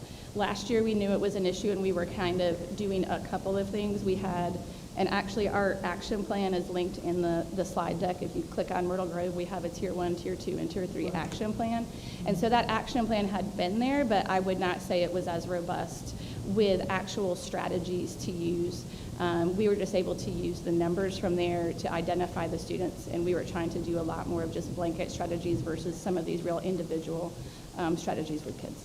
So this is the first year that you've got it completed, because you've been working on it in stages. You said that you had lots of flu in the winter. Is there? But the first quarter, is that what you call it? You did very well. We did. Do you have the we comparison? had 450 kids that had 2 or less absences out of our 602 in the first quarter. That's awesome. Wow, yeah, that is impressive. Yeah. Mrs. Bradford? Well, I want to congratulate Principal Bliss on her excellent leadership in this area, and just, we're extremely pleased. I know we're going to feel the same way about Castle Hayne. Yeah. But I do have a question for Ms. Brenner, and you may be able to answer it, but I heard a lot last night about failing schools in reading, and I don't think there's a broader perception of what you're presenting now about absenteeism. 18 days means you might not graduate. But is there data that correlates reading from failing schools with chronic absenteeism? Could that be a big part of that problem? Yes, so I know that probably Christiana's going to talk about it too. One of the things that probably fascinates me the most is that if a student misses the first 20, if they miss 2 days in the first 20 days of kindergarten, they are 75% likely to be chronically absent their entire school career. Wow. And so, you know, when you're arming, when we're thinking about, to me, sorry, I'm stepping on Christiane's feet right here probably. To me, when we're really thinking about educating parents and educating families, like that kindergarten is, you know, coming into kindergarten and talking to those parents about the importance of K-2, and it's not just babysitting. Like, we're learning real stuff here, and you're studying habits for years to come is really important. So it'd be really important to get this information to the County Commission for funding our pre-Ks, wouldn't it? Yes, it would. I think it's also important to know when you think, well, 2 days a month, that's not really a big Right. deal. However, that's 10% of the school year. 2 days a month is 10% of the opportunity for them to learn. That's a whole month of school missed. Wow. Ms. Varner? Yeah, I just want to add, reiterate one of the comments that Principal Bliss mentioned at the beginning. This comes out of professional development that was a part of Safe and Civil Schools implementation. And our Safe and Civil Schools implementation is being fully funded by our county commissioners. And so I just wanted to make sure I did that full circle on that. I didn't know that. Yes, yes. So again, as was mentioned, a full court press on this level work. The overall Safe and Civil Schools work is that problem-solving framework, that continuous improvement framework, mainly around student engagement that improves instructional outcomes. So this is one piece of that, and then we'll talk more about that in the future strategic plan update.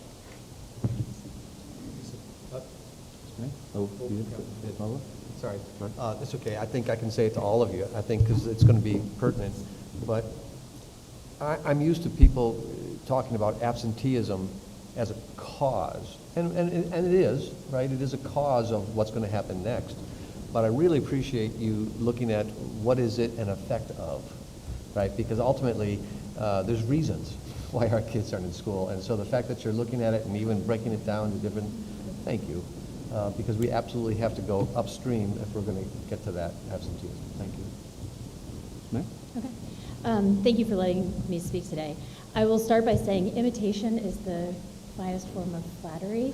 And so what you'll see in what we do at Castle Hayne, it's very, very similar to Myrtle Grove. I'm a Myrtle Grove parent, and so when I took my daughter to open house in August, she's in 8th grade, so when I went to the table with all the 8th grade teachers, one of the things that they gave me was the attendance tracker, and I didn't really hear anything else that the 8th grade teachers had to say. I was like, I need to know where this came from because I need to do this. And so I found Sam Smithson, he's the assistant principal at Myrtle Grove, and I stopped him in the hallway and I said, I need to know where you got this, I need to know more about this. And he immediately sent it to me, and by probably within a half an hour, I had a Castle Hayne version at the print shop, and Marcus, who's our wonderful gentleman at the print shop, had them printed for my school. And so there's a lot of things that, you know, as principals, when we have an opportunity to sit together and learn from each other, we see amazing things that are happening in other schools that we immediately steal and borrow and take and implement in our own schools because they're great ideas, right? And so there's a lot of things that you're going to see here that are very, very similar to what Ms. Bliss said. We have a tiered system. It's in the packet that you were handed. A lot of the same things. My kind of focus is on education first, and that's educating parents, educating teachers, and educating the students. And education, not just like math and reading, but also on the importance of attendance. 2 years ago, our chronic absenteeism rate was about 33%, which is really, really bad. Like, that's really high. And so that kind of started me on the journey of I've got to do something to impact absenteeism at Castle Hayne. Last year, Lisa Brenner came and met with my team and me, and we started to come up with an attendance plan last year, and then we've just kind of built upon that plan, and then, you know, like the things that Cindy shared with you, that has just added to some of the things that we had already put in place. So we have sent out weekly attendance facts for parents in teacher newsletters. I prefer for teachers to be that first line of communication with parents. They're more likely to read the newsletter that the teachers send home, in my experience, than something that I send out to the whole staff, because they want to see or to the whole school community. They want to see what's actually happening in their children's classroom. So if we can just add in a quick attendance fact for parents to read as part of their weekly newsletter, I think that's just another way of putting the information out there. We provide information about attendance to parents through our staff, our parent handbook, at open house, at our Title I meeting. Like, I feel like it's just something that we're always talking about. Our students have data binders where they track their data, and they color in every day in their data binder, whether they show up. But one of the other things that we started this year was the class data. So that's tracked in a couple different ways. Mm-hmm. So every classroom at the very beginning of the year had a poster outside of their wall or outside of their door, and if they had 95% attendance, so they figured out what 95% was, which is pretty much one student out. If they have greater than 95% attendance, then they get to color in a letter. And when they colored in all the letters for Castle Hayne, there's a prize wheel outside of the office, and that's on the last page of your packet. There's a picture of the prize wheel, and the whole class gets to come down to the office and spin the prize wheel to see what their prize is going to be. And the prizes are pretty silly and innocuous, you know, like 5 minutes of extra recess, or a sticker, or a hat day, or something. Like, they're simple. They're really simple, but they're encouraging and motivating for children. So that's how we started. We've had, every class has gotten to spin the prize wheel at least once. I decided over Christmas break to up the ante a little, because I don't just want students to be present every day. I want them to be present and on time. And so the new one says every minute matters, and it's a little bit, there's more letters, so That's it's going to harder. take There's them. more Yeah, letters. yeah, I know, there are more letters, so, but it also reinforces the importance of on-time daily attendance. The first block of our day is an intervention time for everyone, so when kids come late, they're missing their intervention time. So we really need for students to be on time every single day. It is hugely motivating for the students to be able to color in their letters. It's motivating for them to be able to come and spin the prize wheel, and they do talk to each other about coming to school, and so they're encouraging each other. Even in kindergarten, they're encouraging each other to come to school. A lot of attendance problems that we have in elementary school are not student problems. They're more family-based issues, and so we try to partner with our parents and work with our parents and be very understanding that everybody, I firmly believe everybody's doing the best that they can with what they have. And so whatever we need to do to help support parents, whether it's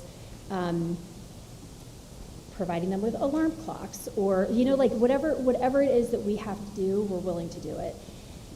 We also do an eye-to-eye type of check-in with our students. I call it an attendance sweep. So we have a list of students that were chronically absent last year. At the beginning of this year, we started with 35 students on that list, and we check in with those students every single day, same thing. At the end of the first quarter, we took 10 students off of the list that were no longer showing problems with their attendance. We added 16 more though. So second quarter, we had 41 students. We've taken 10 off for the third quarter and added 1. The flu did hit really hard, and so there's also a lot of understanding and knowing situations. So even when I look at kids that have been chronically absent, they may not necessarily end up on our attendance sweep roster because I know what situation their family is facing, and their absenteeism is related to something, just that is just a different situation altogether. I was going to say something else. So we currently have 32 students for the third quarter that are in the attendance sweep, and we've got a team of people that go and check in with them every day. One thing, because we do phone calls by 8:30, sometimes parents are really angry that we call. Sometimes we call, and within 15 minutes, the student shows up. So when parents are angry that we call, I actually like that, because then I can talk to the parent about attendance and why it matters and why we're calling. Like, we're not trying to bother you. Here's why it's important for your kid to be in school, and it's okay, because we're here, we're trying to help you, and we're trying to work with you. One of the other things that we do, and Ms. Bliss was like, oh, middle school teachers, I don't know if they would like that, but elementary school kids love this, and the teachers love it too. This is also in the last page of your packet, is my social worker tracks the percentage of attendance for the entire week for every classroom. And at the end of the week, and it's a huge poster that's in our main hallway. At the end of the week, in preparation for the next week, I will look to see which class had the highest attendance in K2 and the highest attendance in 3-5. And the teachers with the highest attendance rate get to wear a medallion for the upcoming week, and they wear it with pride. The teacher that has the medallion this week, she said that it's the first time in 2 years that she's won it, and she was really excited about it. Like, it's a big deal, and the teachers take a lot of pride in getting to wear their attendance necklace. And so, I think, we educate, we communicate, we support the families, and then we celebrate, we celebrate positive things that are happening as much as we can. Like we were saying, though, one of the things that you'll see on our chart was that we were going to do an ice cream incentive at the end of the second quarter to celebrate kids that had excellent attendance. We don't necessarily talk about perfect attendance, we talk about excellent attendance. I decided not to do that because there were so many kids that were out with the flu, and I don't want to unnecessarily, I just didn't like the optics of it. I don't want kids to feel bad for not coming to school when they were sick, and I think that we have to have some compassion and understanding that there are sometimes other factors that prevent kids from coming to school. So I did kind of pull back on some things. But the thing, the beauty of what we're doing right now is it's a working document, it's a living document, and it's ever changing and evolving, and as we learn more and we know more, then we do things better and differently. That's it.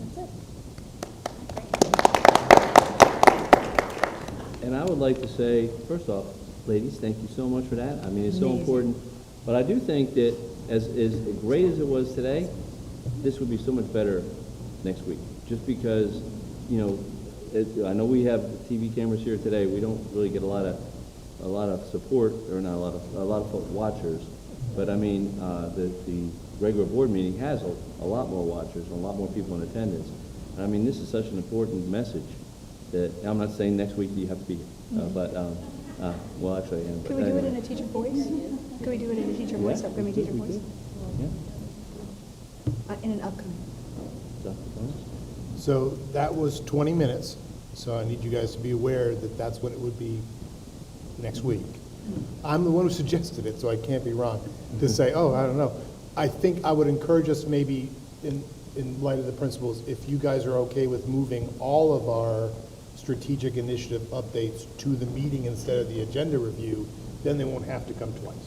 I'd rather not. Yeah. I think, I don't think we need to repeat and make them come back, but No. I think these should go to a regular meeting. Well, I don't know, but it's just so awesome. Yeah, I would like to see it repeated, maybe not Tuesday, but I would move that we move it to the regular meeting versus the agenda removing. Yeah. I mean, Yeah, I think maybe the following, maybe in March, we could have these two wonderful. Well, then you have the next one. Well, but we could, We have Yeah, but I'm saying instead several. of teacher, maybe in place of teacher voice one month. Oh, but I mean, I have another strategic initiative for you next month. and the We month could after double that, up. And the month after that. So this is really good. I know it is. yeah, this is really important to get the word out on this. Mhm. Really important. Well, maybe we can talk about it more. But I What did, about Solomon? They're, You know, they're well, available Second on Tuesday, but it'd be great if you could move them up on the agenda, so that way they're not having to sit through a lot. Mhm.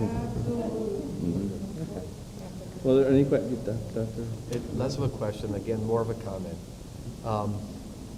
You know, as a doctor who did a lot of work in neuroscience and classic conditioning around brain behavior and everything else, I know that positive reinforcement works and negative reinforcement does not, you know.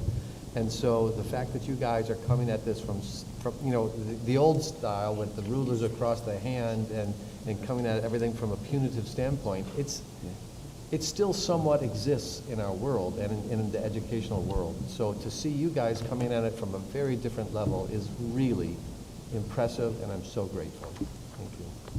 Well, and after conferring with the two people on either side of me, I'll make a motion that we invite our two principals back for next Tuesday.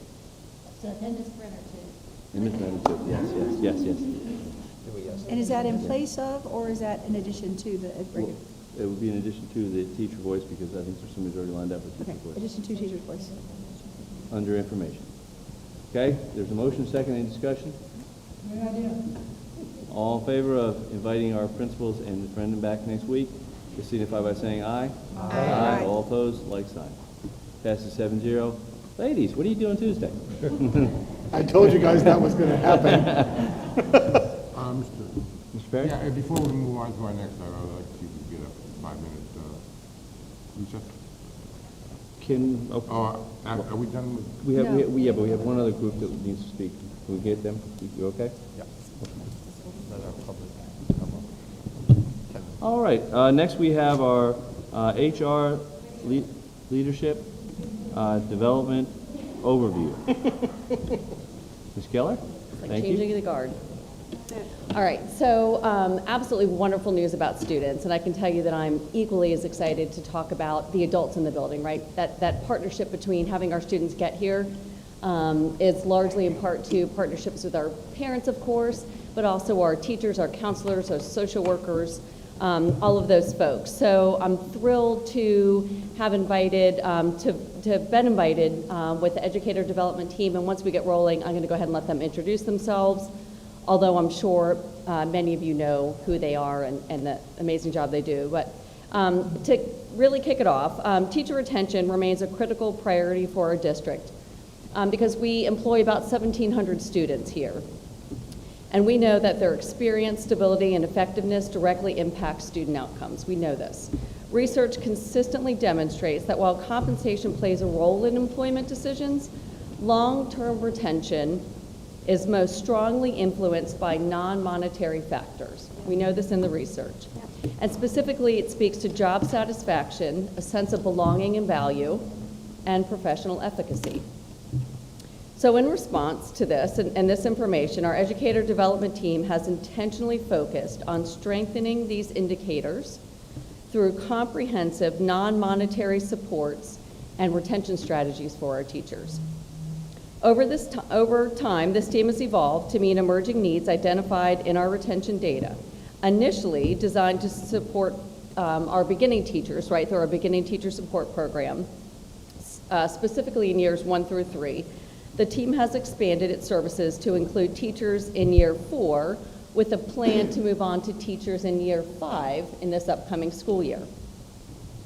This expansion intentionally aligns with the advanced teaching roles, which serves teachers in years 5 through 10 and more even, by providing opportunities for continued professional growth, leadership development, and impactful classroom work. Through this continuum of support, experienced educators work alongside our early career teachers to address critical student needs as identified through multiple data points, while reinforcing instructional capacity, mentorship, and professional purpose across the district. Currently, this team serves 344 teachers across years 1 through 4, representing about 20% of our district's teaching workforce. Of these educators, of those 344, 274 are general ed teachers, and 64 serve in exceptional children's roles. These numbers reflect both the scale of our investment and our commitment to supporting teachers in roles that often experience higher levels of complexity, training, and workforce demand. The information the team will share today represents the pathways of support, growth, and opportunity that strengthens our teacher retention. While the strategies shared are not exhaustive, because there's a whole host of things that are going on every day that's not contained in this presentation, but I want you to see what we offer as a clear picture of the intentional, multifaceted approach we're taking to meet teachers where they are along their professional journey. These pathways are designed to promote confidence, competence, connection, and leadership, all key points of job satisfaction and long-term commitment to the most noble profession. While this team primarily focuses on early career teachers, many of these pathways and leadership opportunities are available to educators across the district at all levels of experience. In addition, Human Resources continues to expand our other district-wide non-monetary compensation strategies, such as our Badge Bargains program. This reinforces recognition and belonging on behalf of our community businesses. Often I like to say, we know that this community loves its teachers. So together, these efforts represent a strategic, data-informed approach to retention, one that invests not only in institutional development and growth, but also in professional growth, engagement, and sustainability of our teaching workforce. So with that, I'm going to turn the presentation over to the team. I'm going to ask that you guys introduce yourselves as you do the presentation. Good afternoon. So I am Andrea Raines, and I am one of the educator development specialists. And I am going to go ahead and introduce our whole team. You're going to hear from each of us a little bit. But this is Katie Fink, Beth Whittington, Jennifer Boer, and Brittany Pritchett. And so really as a team, we focus on 3 main components. Supporting, developing, and connecting with our teachers. And so this encompasses a wide range of support. Looking at supporting, really looking at the beginning teachers, our advanced teaching roles, licensure and renewal, and making sure that our educators have the CEUs that they need to continue in the classroom. Looking at testing support through EdTPA, that alternative licensure, and then even our internship placements. So we are placing them as interns, recruiting them, and then keeping them through the beginning teacher years. Our developing really focuses on that professional development and the different growth opportunities, whether that's in the classroom or even looking at national boards or principal fellows and growing our APs with that support in NHCS. And then finally, connecting, that is a lot of our recognitions, and that's when we get to come alongside of you and celebrate our teachers, whether that's Educator of the Year, Rookie of the Year, our NCAT, and different opportunities through that. In our work, we have seen that we are retaining our beginning teachers.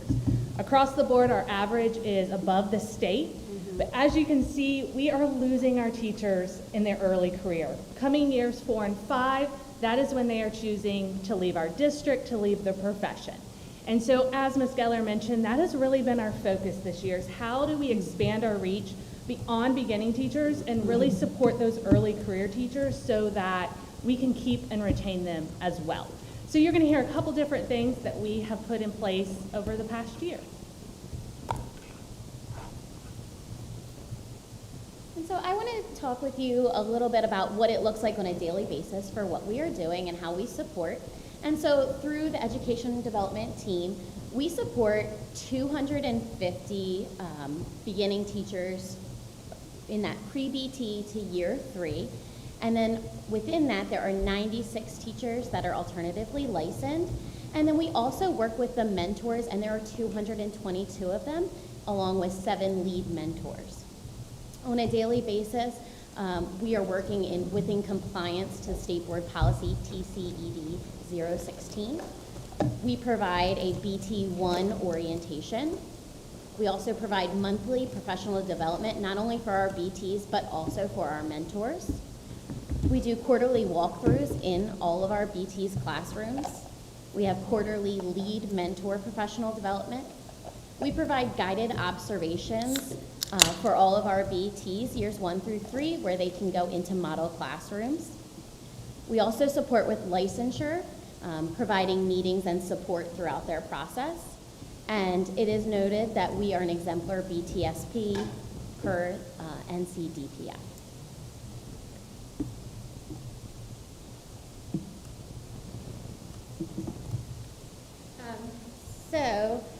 Currently in the state of North Carolina, about 50% of the teachers who are entering the profession are entering through alternative pathways. And I am happy to share that New Hanover County Schools is a trailblazer for both our region and the state in this model that we have to support our alternatively licensed teachers. My position was added, I guess this is my 3rd year in the position, and I solely support these alternatively licensed teachers. I connect with them before we even hire them to map out what their licensure pathway will look like, because we saw that prior to me being in this position and handling their licensure, we were losing our alternatively licensed BTs because they weren't clear on the fact that they needed to go back to school, that it was a financial burden, that it's a lot of work and it's hard, and so it just, they weren't sticking with it. So now I speak with them. Before that, I work alongside our hiring supervisors to make sure that they have a clear picture of what that will entail. Then once they're hired, they have to have 5 pre-service days from their hire date, and I develop a plan for each one of those for those 5 days, catered just for their specific needs, which is where we've kind of been a trailblazer, because Kathy Spencer at the regional level recognized what I was doing by individualizing those plans. And from the model that I used, she created a cohort for the Southeastern Alliance, where we developed a regional launching pad that other districts in our region are using to better prepare and support our alternatively licensed teachers right in the beginning. Also, we've presented at NC Ties last year and are presenting again. And from last year's presentation, I connected with several districts that are in the western part of the state that are looking to adopt this same model and have someone solely there to support our alternatively licensed teachers. It's a 10-day plan, so 5 of those days are pre-service, but then they have 5 other service days that are mapped out that I develop with them. I also, like the rest of my team, am doing those quarterly walkthroughs and just doing all that I can to make sure that I provide more support that they need, because they need it, because they have to not only go teach and at the same time learn how to teach. They're having to take classes at night. They're having to pay $3,000 to $6,000. They're having to pass several tests. They're having to do EdTPA, and it's quite a lot. So, we are really trailblazing for our state on our support of these teachers. We have a question? Do you have any stipends to help support the financial costs as far as the classes that they have to endure for So alternative licensure? we do have a reimbursement opportunity. Right now, we're using Title II funds. We have $10,000 set aside, and our teachers who are residency pathway have the opportunity to apply for that, and 10 of them will receive $1,000 in reimbursement. So we started that last year, and we just started the process again for them to receive that reimbursement in August. Okay, thank you. And I had a quick question. I know in the years past, it was mostly math and science in areas that were harder to fill. Is it still in that, or is it kind of across the board? It is everywhere. I see my fewest in the traditional elementary school classes, but most of all in EC, where we have such high turnover. So yes, in that hard to fill section, but a lot in our CTE areas. So their pathway looks a little bit differently. If they're coming to us with some relevant work experience and degrees, they have a whole different pathway that entails more responsibility. It's not as financially as much of a burden, but it is still work and conferences that they have to attend. So, yeah, but in our CTE areas, but also in math, science, English, all the things. I just want to add too, because of Title II, I just wanted to add about the reimbursement. We've also been able to use Title II funds to specifically target EC-related schooling. So we work with Joint Assistant Director. So if there are employees that are interested in going back to school, for example, we have one particular employee right now that's interested in going back and getting her ABA certification. So we're funding that at a much higher level, and of course expecting that return for that person to stay. So we've also been able to use, while Title II is available, use that funding very directed in the areas that we know that we need to focus. Thank you, Ms. Justice. Clarity. This is aimed, this whole program, and I'm not sure if you're the right person to answer, but the person talked previously. At the 5-year mark, that's where we lose a lot of people. What statistically is the number of people that enter the first year in teaching and at the 5-year mark leave? Do you have that by any chance? It's at 53%. 53%? That's what you look at. Yeah, so by year 5, the retention rate drops to about 50%. Okay, and now for those lateral entry, that's what I call it. You can see- Teachers, is it up here? I'm Yeah, sorry. so prior to my position, we did see a much higher rate of our alternatively licensed teachers leaving. You can see that their retention data is slightly below the traditionally licensed, but it's pretty comparable. Okay. And yeah, I guess I'm having trouble trying to connect these, what I've got on the screen here, what I've got for the handout. As far as where you're looking here for developing, and I just want a clarification, they say UNC ECU Principal Fellows Program, that takes teachers out of the classroom. Why is that included in here? That's her kind of umbrella. So we partner with UNC and ECU, and it leaves the teacher in the classroom for a year under internship, and then they are committed to working in our district for 4 years after. So it's also growing our assistant principals as well. Okay, so I was just curious, because I was a principal fellow, and they pay, and then they tell you why you're doing it. And it's a very great arrangement, but it literally takes teachers out of the classroom that we do need, but I just found it a little odd when we're trying to keep teachers in the classroom why this was included. And I think too, the other part to keep in mind is we're only talking about 1 or 2 people in our district per year. Okay. So I think this is just, when you kind of think about multiple pathways, we do have employees that are interested for various reasons, right? Just looking for leadership opportunity to do something different, or look at upward mobility for increasing their overall financial compensation. And moving in that direction, that's one way to do that. So we try to make it as attractive as possible, so that way they'll stay here with us. So we get that year of them working in the classroom, and then sometimes moving into a position that might be something more like a coaching position or something else outside of the classroom movement anyway. So I see your point, but we're not losing people at higher numbers that way. It's really just a longer growth opportunity.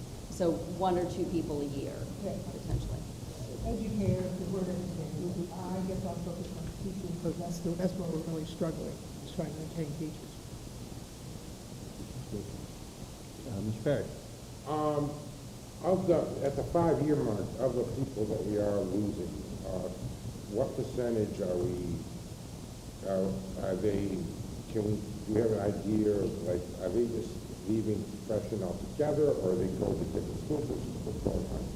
We actually conducted some stay interviews this year with several of our early career teachers in years 4 and 5, just to see, what has led you to stay in New Hanover County schools. And we have looked at those trends. Katie's probably better to speak about those trends, but of course, the monetary thing was probably the biggest issue. It's very expensive to live inside of Wilmington on a teacher salary.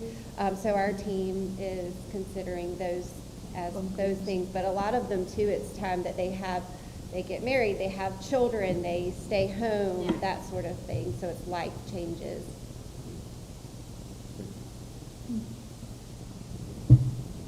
I would just say too, I have some of that data right in front of me, and I think, and we can certainly share it beyond that, or Katie, you'll be able to speak to it potentially too.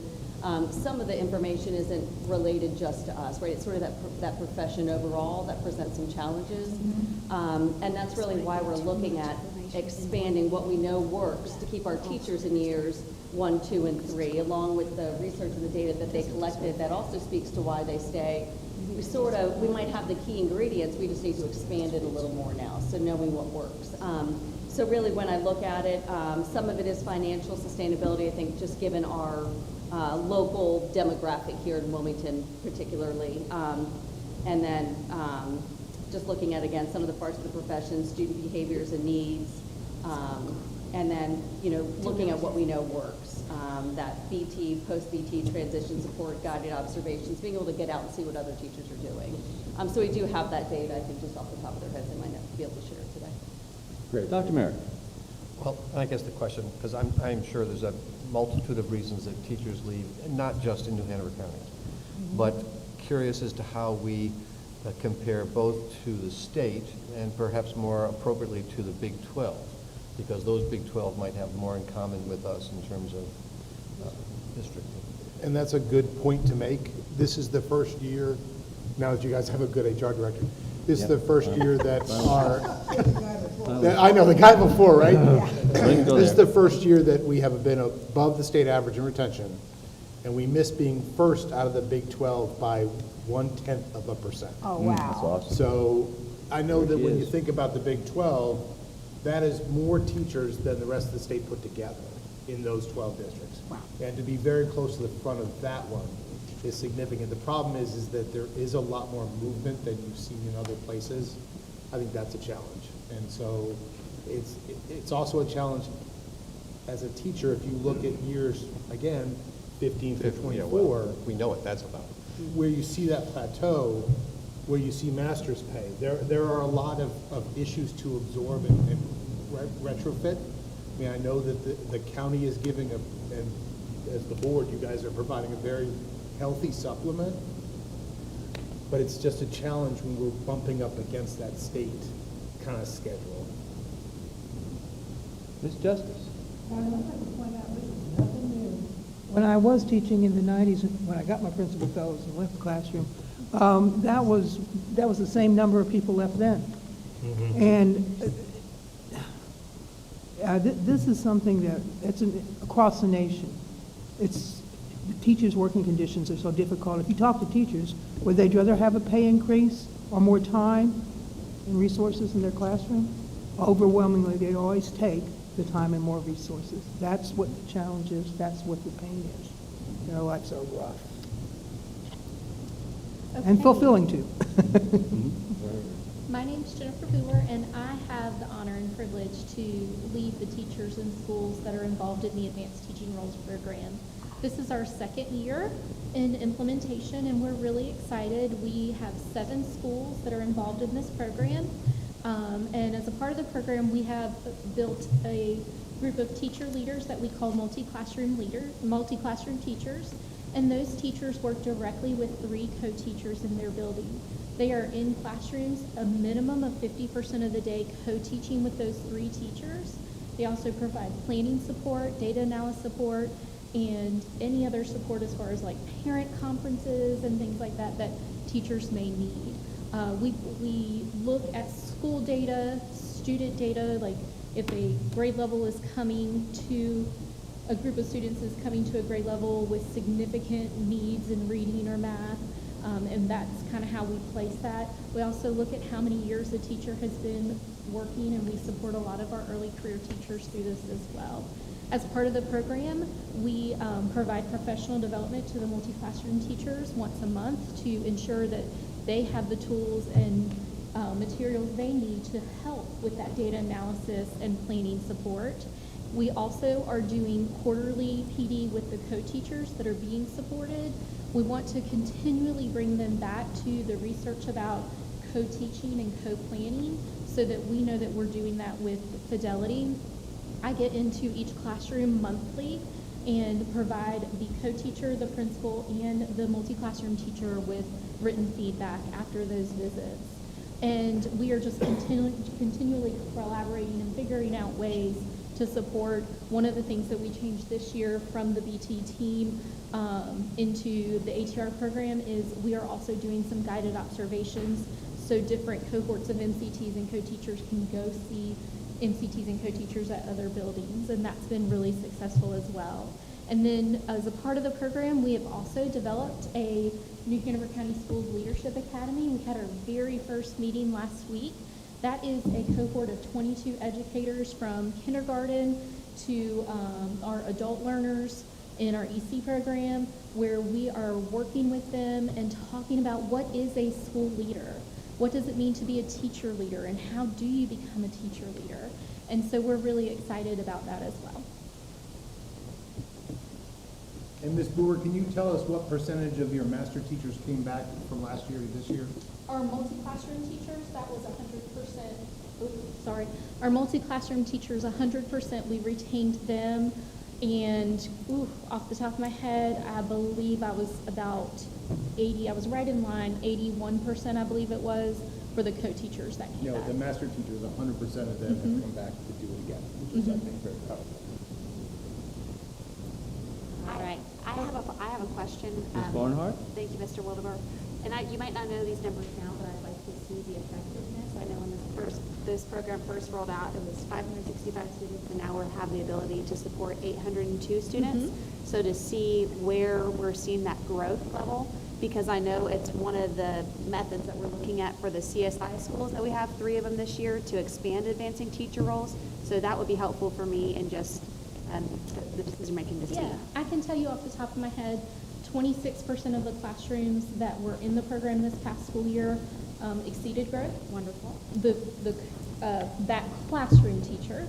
And then 89% of the classrooms that were involved in the program, so out of the 27 classrooms, 89% met or exceeded. So those exceeded people counted twice for that number.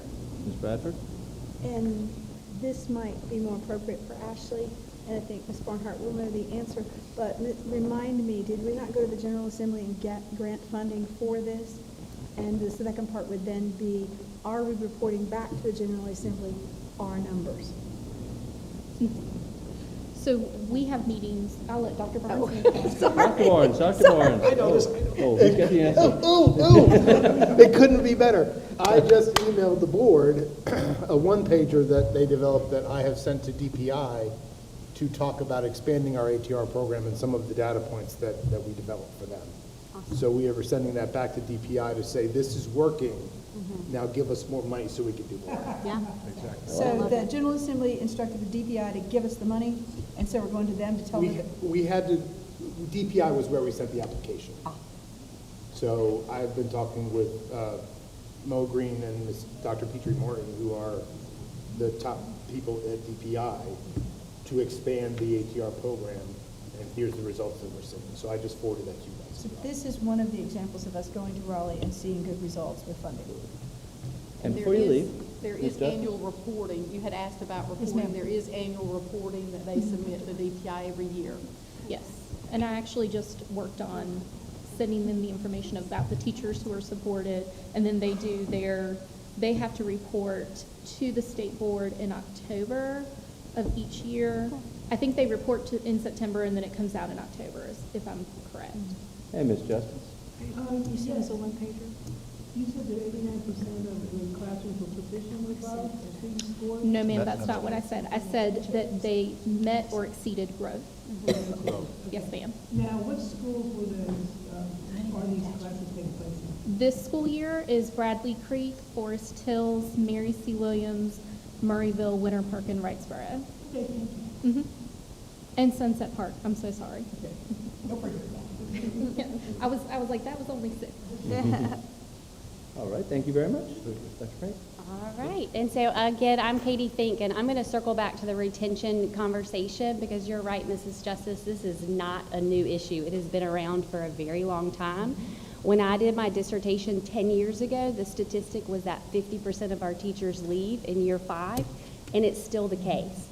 I very much, when we saw that number to begin with, I was like, no way, not New Hanover County Schools. We're doing such a great job here. But sure enough, the past 2 years, as Ms. Skeller has asked us to track that data, we're right there at 53% in year 5. And again, various reasons that people are leaving. From that stay interview data, we are finding that the cost of living in New Hanover County for a 5th year, 4th year teacher is just not sustainable. I had a teacher repeatedly say that. It's not sustainable to raise my new family, because she was an expecting mother, on this current salary. But there are, of course, non-monetary reasons as to why we can get them to stay, and we do want to retain the best teachers that we have. So just a couple things to wrap us up here, but this chart kind of shows a graph of the numbers, the breakdown of who we support, and as Ms. Geller said, it's about 20% of our certified staff. We're looking at 338 teachers that our team is supporting, and it's a lot of numbers on the screen, but honestly, each one of these numbers represents a personalized connection that we have with each of these 338 teachers. We can tell you their background, how they got to us, and how we're going to keep them here and continue to develop them. Andrea, Brittany, and myself divide the schools geographically because we support all of our traditionally licensed teachers. And then Beth, like we said before, she's supporting all of our alternatively licensed teachers. And that's about 35% of our teachers right now. And as she said, that's 50% statewide. In New Hanover County School, it's 35%. And then, of course, as Ms. Boer just shared, she is supporting those 7 schools that have qualified for the advanced teaching roles. Yep. So this last slide, oh, go ahead. Katie, you talked about teachers can't afford to live in New Hanover County, and a lot of people can't afford to live in New Hanover County. Yeah. What in other counties, other districts are they doing about that issue? Is there a solution anywhere that you've heard of? We're getting there, because what we're noticing is that the cost of living is a lot lower. One of the things that some of our teachers will tell us is that they're going to move back home to a more rural district where they're going to make the same base salary. Of course, our supplement's more here, but they'll make the same base salary elsewhere and live with mom and dad, or live in a much lesser, cost apartments. We have found a couple of our teachers have shared with us some apartment buildings that do a fixed rate for teachers, and we are trying to get ahead of that and make those partnerships and see if we can get more apartment complexes to make those guarantees, and of course have those resources available at our upcoming job fair, so that people that we're recruiting to move here, we can also say you can also lock into this monthly rate that's affordable on our salary as well. So I don't know that we have all the solutions, and we can learn from other districts, so we certainly need to learn from comparable districts that have a similar cost of living. Is that something you could ask the speakers? Dr. Merrick. This is a shameless plug, but we know that one of the reasons that teachers stay is because of a positive culture in our schools. And I want to give a shout out to a certain guy that we hired recently who has made a big dent. Good job, Rob. Yeah, you hired him. We hired him, I just want you to know. 17 months ago. Yeah. That's right. So I want to give a shout out that not everything is money. Yes, absolutely. I mean, 50th in the nation. I mean, come on, we need more money for our teachers, and they need to be respected in lots of ways, and a good paycheck is one of them. But I do want to give a shout out to the change in the culture in our schools, and I think that's made a big difference too. Absolutely. Agreed. Yeah, agreed. And it definitely is from the top down. And that's another key finding from the stay interview data, which again is not a surprise to us. But finding that support from the leader in their building is one of the main reasons why they stay. So we'll leave you with this. And of course, if you have any other questions, please ask. But these are some of the ways that our team is in progress to help develop and hopefully retain our early career teachers. We are looking at some of them are in progress, developing these different leadership pathways, so to speak, to make sure that we are recruiting and retaining the highest quality of teachers.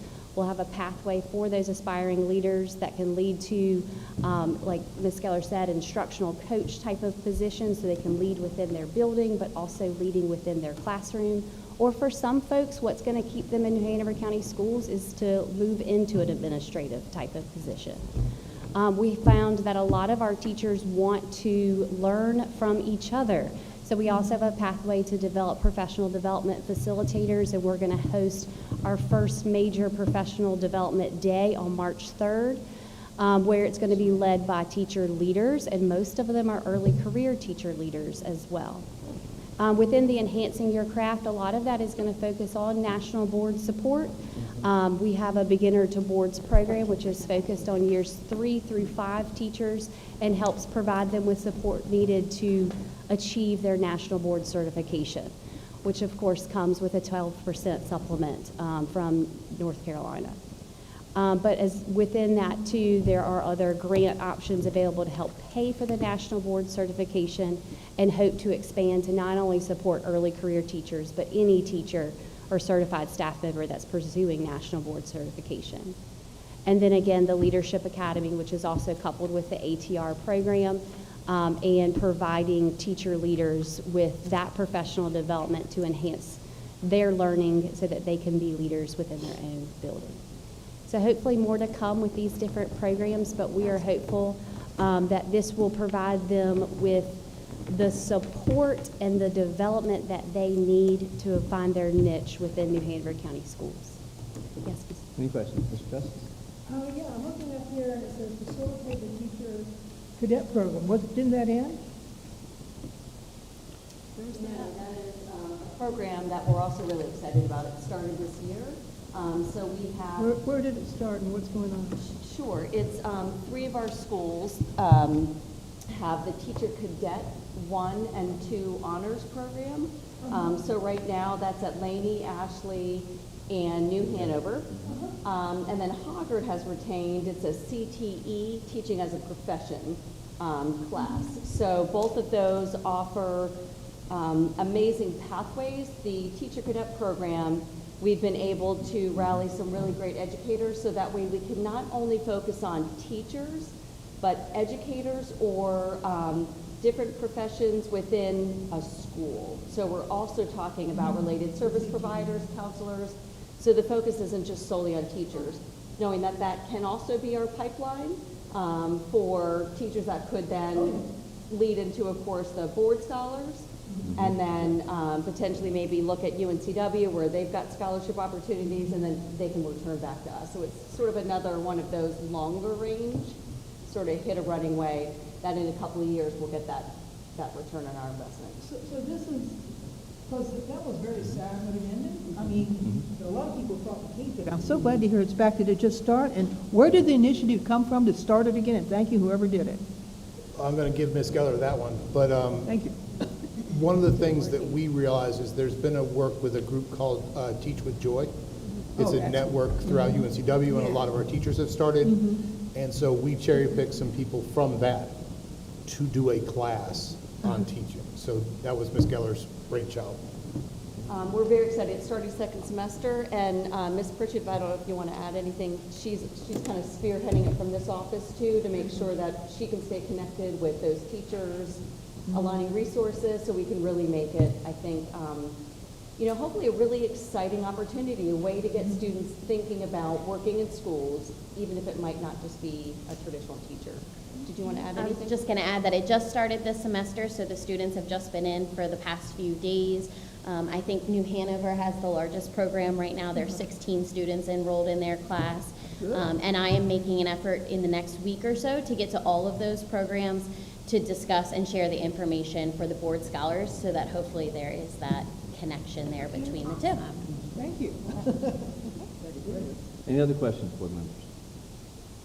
If not, thank you, ladies. Thank you very much. Thank you very much. And as Mr. Perry asked, let's take a 5-minute break.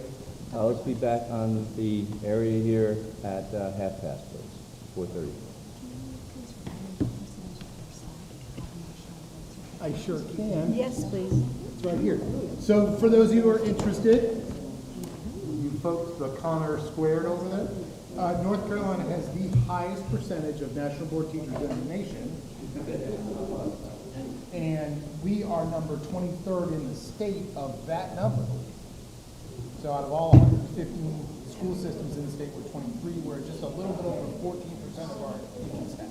Approximately 14%. Of the 115, we're 23. We're 23rd out of 100.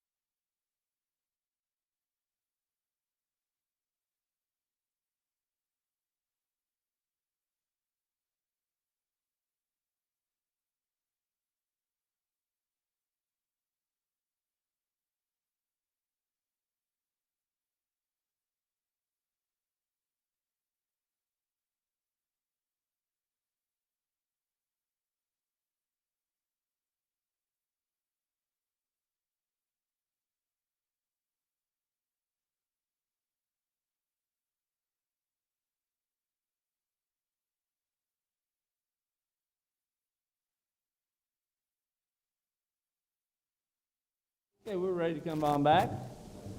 And I'm up, right? Oh, we're not quite. This is my thing. Almost have a quorum.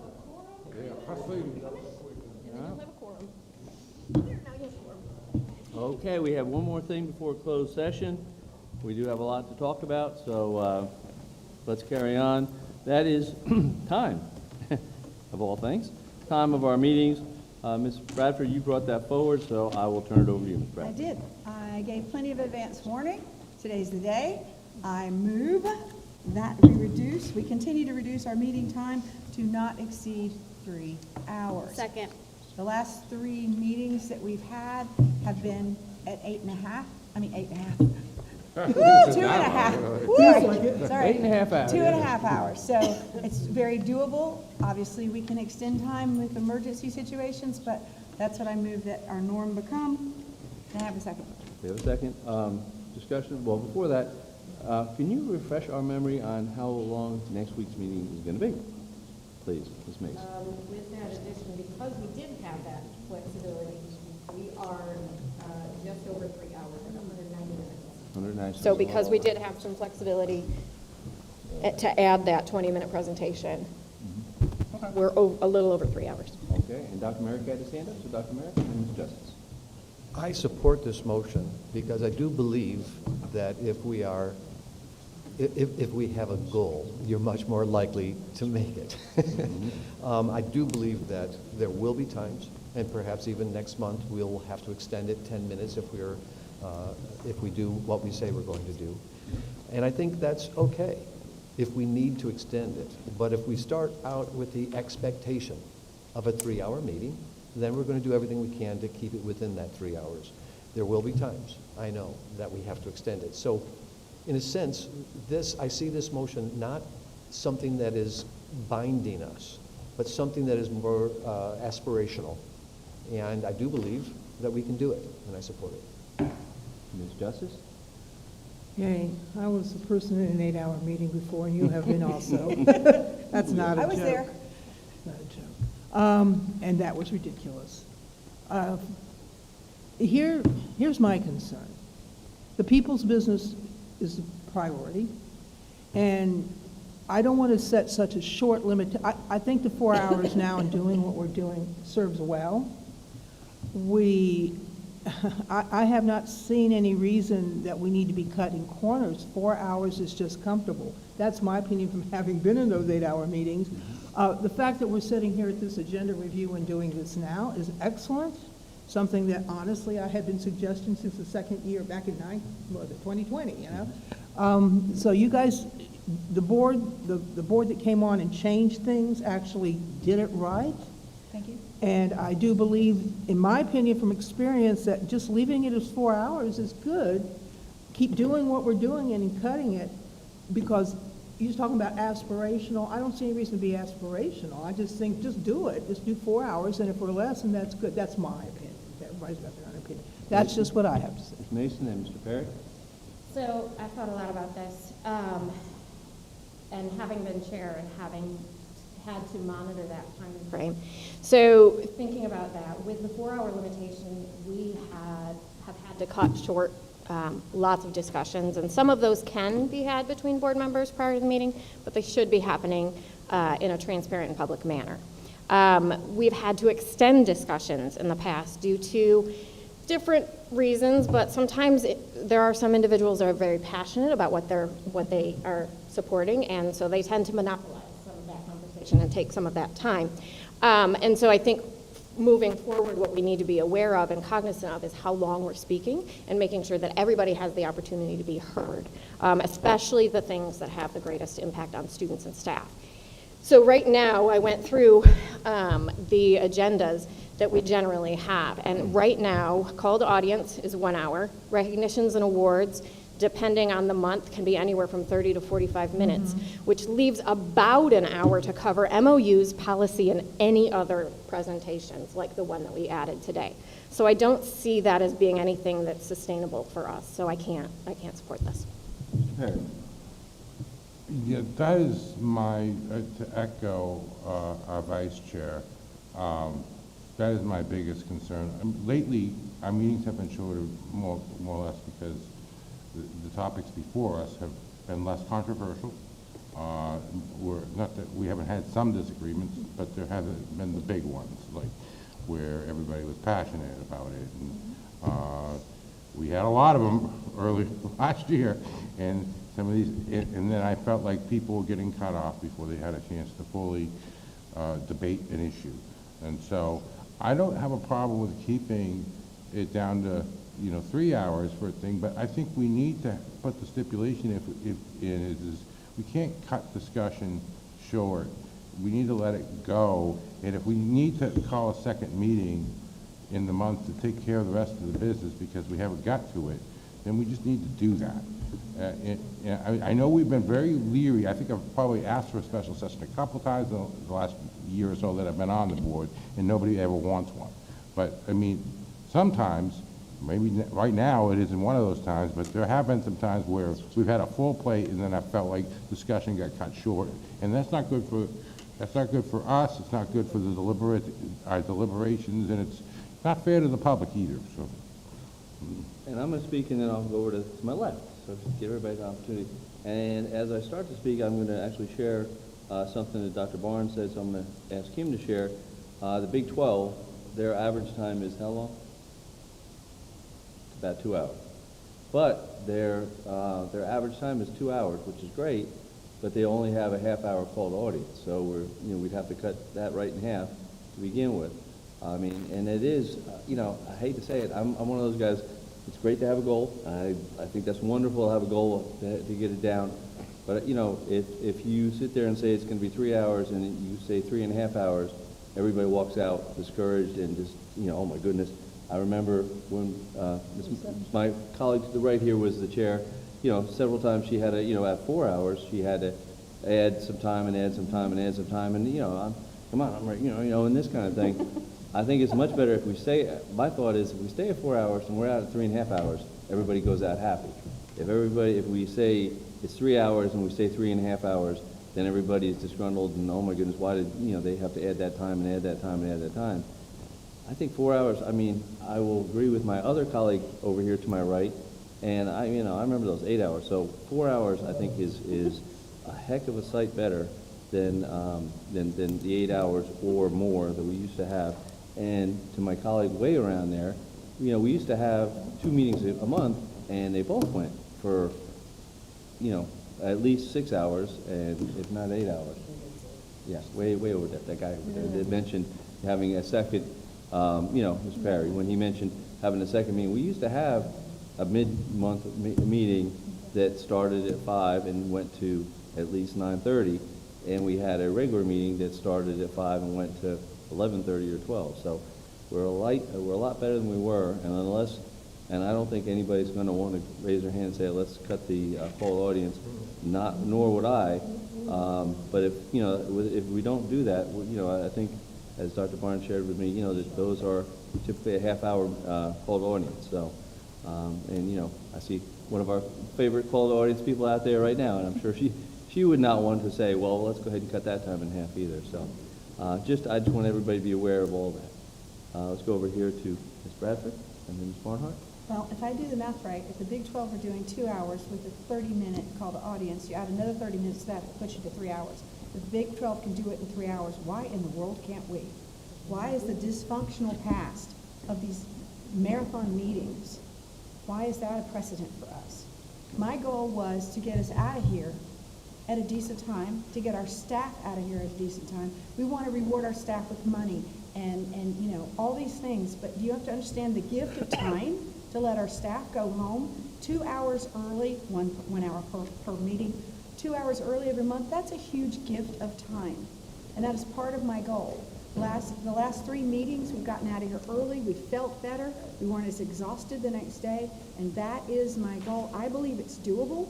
I have no problem extending time, but we are in an election year where some of us, including me, may want to just be verbose if we've got a 4-hour meeting, and I think that we need to put some bumpers there. It's not cast in stone, and so I really ask you guys to support this. It's a good thing. Y'all fought me on agenda review, you fought me on the 4 hours, and look, it all turned out really well. Thank you, Mr. Chair. I want to first say I don't think anybody discussed cutting call to audience of saying 3-hour No. meetings. It was just saying the format should be 3 hours. The reality is the public deserves people at their best in decision-making. So a 4-hour meeting is not good for decision-making. Typically, we start to get a little bit antsy, maybe zone out. So I think the idea of having a 3 hours, and respectfully so, it is the chairperson's job to keep up on time. So when we format a meeting of 3 hours, and you know what's going on, today, though, there were 3 things brought up that was not submitted through the agenda review process that added at least 40 minutes of time of discussion, which I supported some of them to do that. However, this is part of the functionality of a board, is making sure that things are getting in on time so that we, as the chair and the superintendent, when they set the agenda, they know how long everything's going to take. To have a goal of 3 hours versus 4 hours, I think will allow us to do the business effectively and efficiently, and it forces us to have those conversations beforehand, so we're not blindsiding one another and working together as a cohesive unit. So I do support this. Mr. Perry and then Ms. Justice. I'd like to make a motion to amend it to, because I generally support the idea, but I think it's a bit much, amend it to 3.5 hours. Okay, the motion to amend to 3.5 hours, or is there a second? Second, okay. All right, so let's discuss the motion to go to 3.5 hours. Anyone want to discuss that? Mr. Justice? If it's not broken, don't fix it. It's working now. How about 3 hours and 45 minutes? I love the concept, from what I've heard from most of the people in here, is that expectations cause your brain to have a certain attitude towards stuff. Got the expectation of 4 hours and you sleep early. What happened? You're sitting here 3 hours, 3.5 hours, and you're right. If you look at the history, I guess you could say at the time, we use, probably 50% of the time we've gone over a few minutes over the 4 hours. Can you imagine how frustrated your brain's going to start thinking, and the public's brain's going to start thinking, if it's 3 hours or 3.5 hours? 3.5 hours, really. I'm just trying to say, I'm trying to express what I think is the best functioning for us as a board. Not expedient. We don't know what's going to happen in the future. The point is everybody needs to have a voice, and the public needs to hear us, and we need to hear them. And I'm afraid if we start doing the 3-hour limitation, there's going to be more frustration psychologically than there would be at just leaving it at 4 and being happier as opposed to more angry in the future, because they do, if you look at it. And I think we're conducting our business quite well, having been in those 8-hour meetings. And everything is and you've done a good job, my colleague to the left here, of promoting a really good format. But if it ain't broken, in my opinion, I don't think we need to fix it. Dr. Merritt? I understand what all of my colleagues are saying, and I kind of agree with you all. When we sit down at our agenda review and we say, these are the things we have to talk about, and this is how much time it's going to take, today we said it's going to take 3 hours and 10 minutes. And so we've decided already that next Tuesday we're going to spend 3 hours and 10 minutes. It might go over a little bit. But we know that ahead of time. If we say it's a 3.5-hour meeting, but we do our agenda review and say, oh, it looks like a 4-hour meeting this time. Hold your horses, folks. It's going to be a longer meeting. Then we know. But for me, what I'm going with is just the idea. Can we start thinking about it being shorter? And yes, having each of our speeches be a little less, and having said that, I'm going to shut up. And I do have one question of our Matt, Vice Chair. Do we have any, for that 3 hours and 10 minutes, do we put a break or a? That was not included, That was now not that you mention included. it. So it's actually 3 hours and 15. 15 minutes, yeah, right there, so. Okay, so we have fun. Yes, sir. Just to paraphrase Dr. Seuss on the Lorax, I speak for the trees. We really actually have an 8-hour meeting broken into 2 different days, because we have the agenda review and the meeting. This is a significant amount of time that I need to bring the senior staff together for these meetings, not to mention the fact they have to prepare for and then sort of repair afterwards, kind of thing. It's a lot of a time investment. I would ask whether or not we are utilizing this agenda review as efficiently as possible to take some of the burden off of the meeting night. Just a thought to process. Mr. Chair? Yes, ma'am? Can I ask a clarifying question of another board member? You may. Board member straight opposite. Were you speaking in favor of 3 hours or 3 hours and 30 minutes? I seconded the 3 hours and 30 minutes because I felt it was a good compromise for what we were all talking about. Okay. All right, Ms. Boo, sorry, I was so close. Just one more thing, just to respond to Dr. Barnes. Yeah, I mean, if we want this meeting, the agenda to review, to really have discussions about the issues and debate back and forth, then I think that could help. But right now, I think, and somebody can correct me if I'm wrong, I mean, but we're just supposed to be asking questions and not debating or anything like that. We're just supposed to get the information that we might have about what's coming up. We're not really debating the issues here, so, because the idea is that we want, before we actually have the debates or make the decision come next Tuesday, we also want to hear from the community and get their impact so that they know what's going on and they can give us their feedback. Because we might hear something between now and Tuesday from a constituent that might change our mind. So I'm not opposed to us talking about that, but Ms. Mason? So if this does go through one, it will have to go to policy, if I'm not incorrect. But also, will this apply to, like, starting immediately? And if so, we are super close to that cutoff, so just awareness for our board members. Okay. All right, so we have in front of us, to restate, an amendment to change to change our regular meeting from a 4-hour meeting to a 3.5-hour meeting as our goal. Ms. Bowie, would you please call the roll? Wait, let me get my paper out. Okay, now you're ready. Okay. Mr. Perry? Aye. Dr. Merrick? Aye. Ms. Justice? No. Ms. Barnhart? Yes. Ms. Bradford? Yes. Ms. Mason? No. And Mr. Wildebohr? I'll say yes. So that 1, 2, 3, 4, 5 passes 5-2. That's the amendment. So that passes 5-2. So now we can vote on the whole thing, whether we want to move forward with changing the hours at all. Point of clarification. It seems like it was a replacement amendment Yeah, I and think not, it was. so it wouldn't need, we wouldn't need to go back to the original It was a motion? strike, it was an add, rather than a Strike strike. and replace. It was a replace Strike the time. with the time. That was the only part that was changed. So we technically, It was a sorry, strike and we technically voted on that time just now. We need to vote on whether we're moving forward with the actual. Thank you.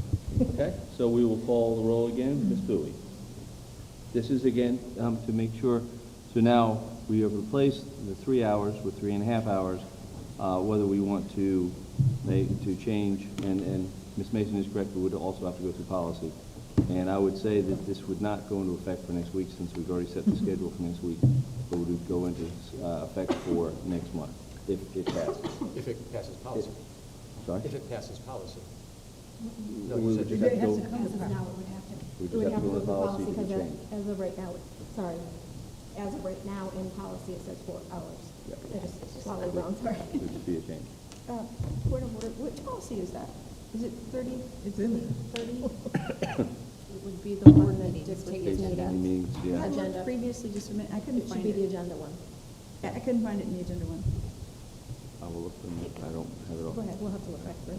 Okay, so again, now we are voting on whether or not to change from 4 hours to 3.5 hours. Effective for our March meeting. Correct. Ms. Bowie?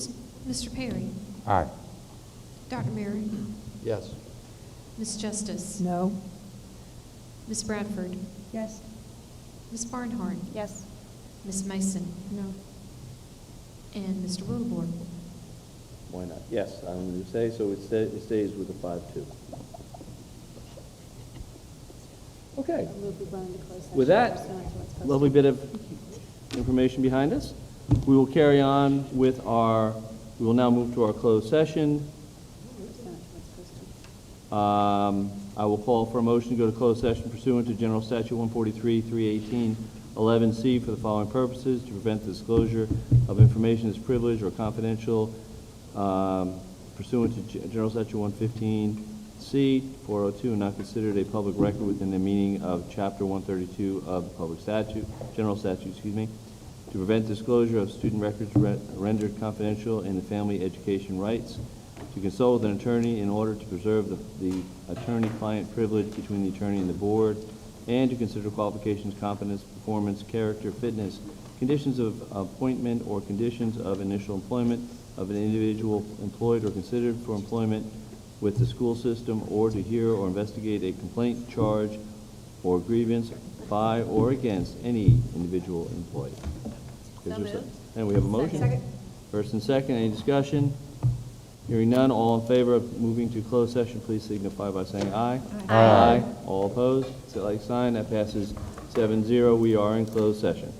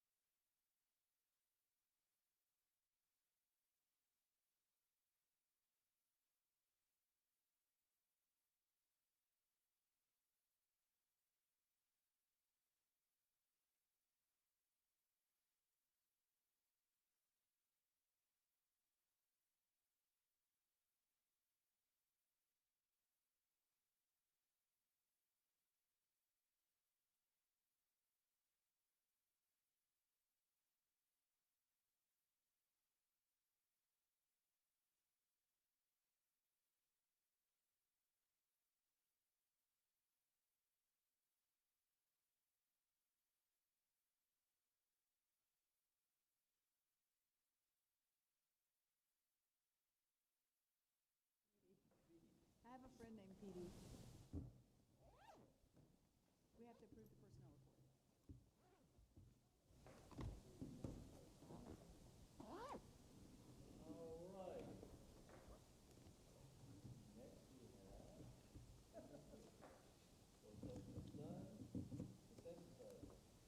Move to approve the personnel report? Second? First and second, any discussion? Hearing none, all in favor of personnel report as provided, please signify by saying aye. Aye. All opposed? Okay, at this point, I will look behind me, and my wonderful assistant will be handing out Have a committee report. This is what he's going to run out of? Yeah, and please read the bottom first. Oh, wow. Everybody did, not everybody got exactly their first choice. I will read my statement. Put it on here so I can hear it. Please note that several board members did not get all their requests, but everyone did get either their first or second request. Several committees had no one who voiced a desire to serve on that committee, so we had to assign a person to serve. I did share this with Vice Chair Mason for her input. This also allows some flexibility to add a committee as directed by the board. Please note that number 15 does say draft next to it. That's the only one that is a draft, and that is who will be serving on that if the board moves forward with that committee. Okay? Thank you. Does anybody have a committee report? I do. All right, Ms. Bradford. The next Finance Committee meeting is February 26th. It will be the start back after our vacation, and we have from February 26th until April 1st to get all the hard work that the staff has put together massaged into a budget proposal. So it will be pedal to the metal. Very good. Anyone else? Dr. Merritt? Nothing. No, I thought you would say something. I was going to, and then I thought, I think I know how to find that information myself. Okay. Anyone else? Any other committees? If not, we'll entertain a motion to adjourn. So moved. First and second, any discussion? First, second, third. All in favor of adjourning, please signify by saying aye. Aye. All opposed, nay. That passes 6-1. We are adjourned.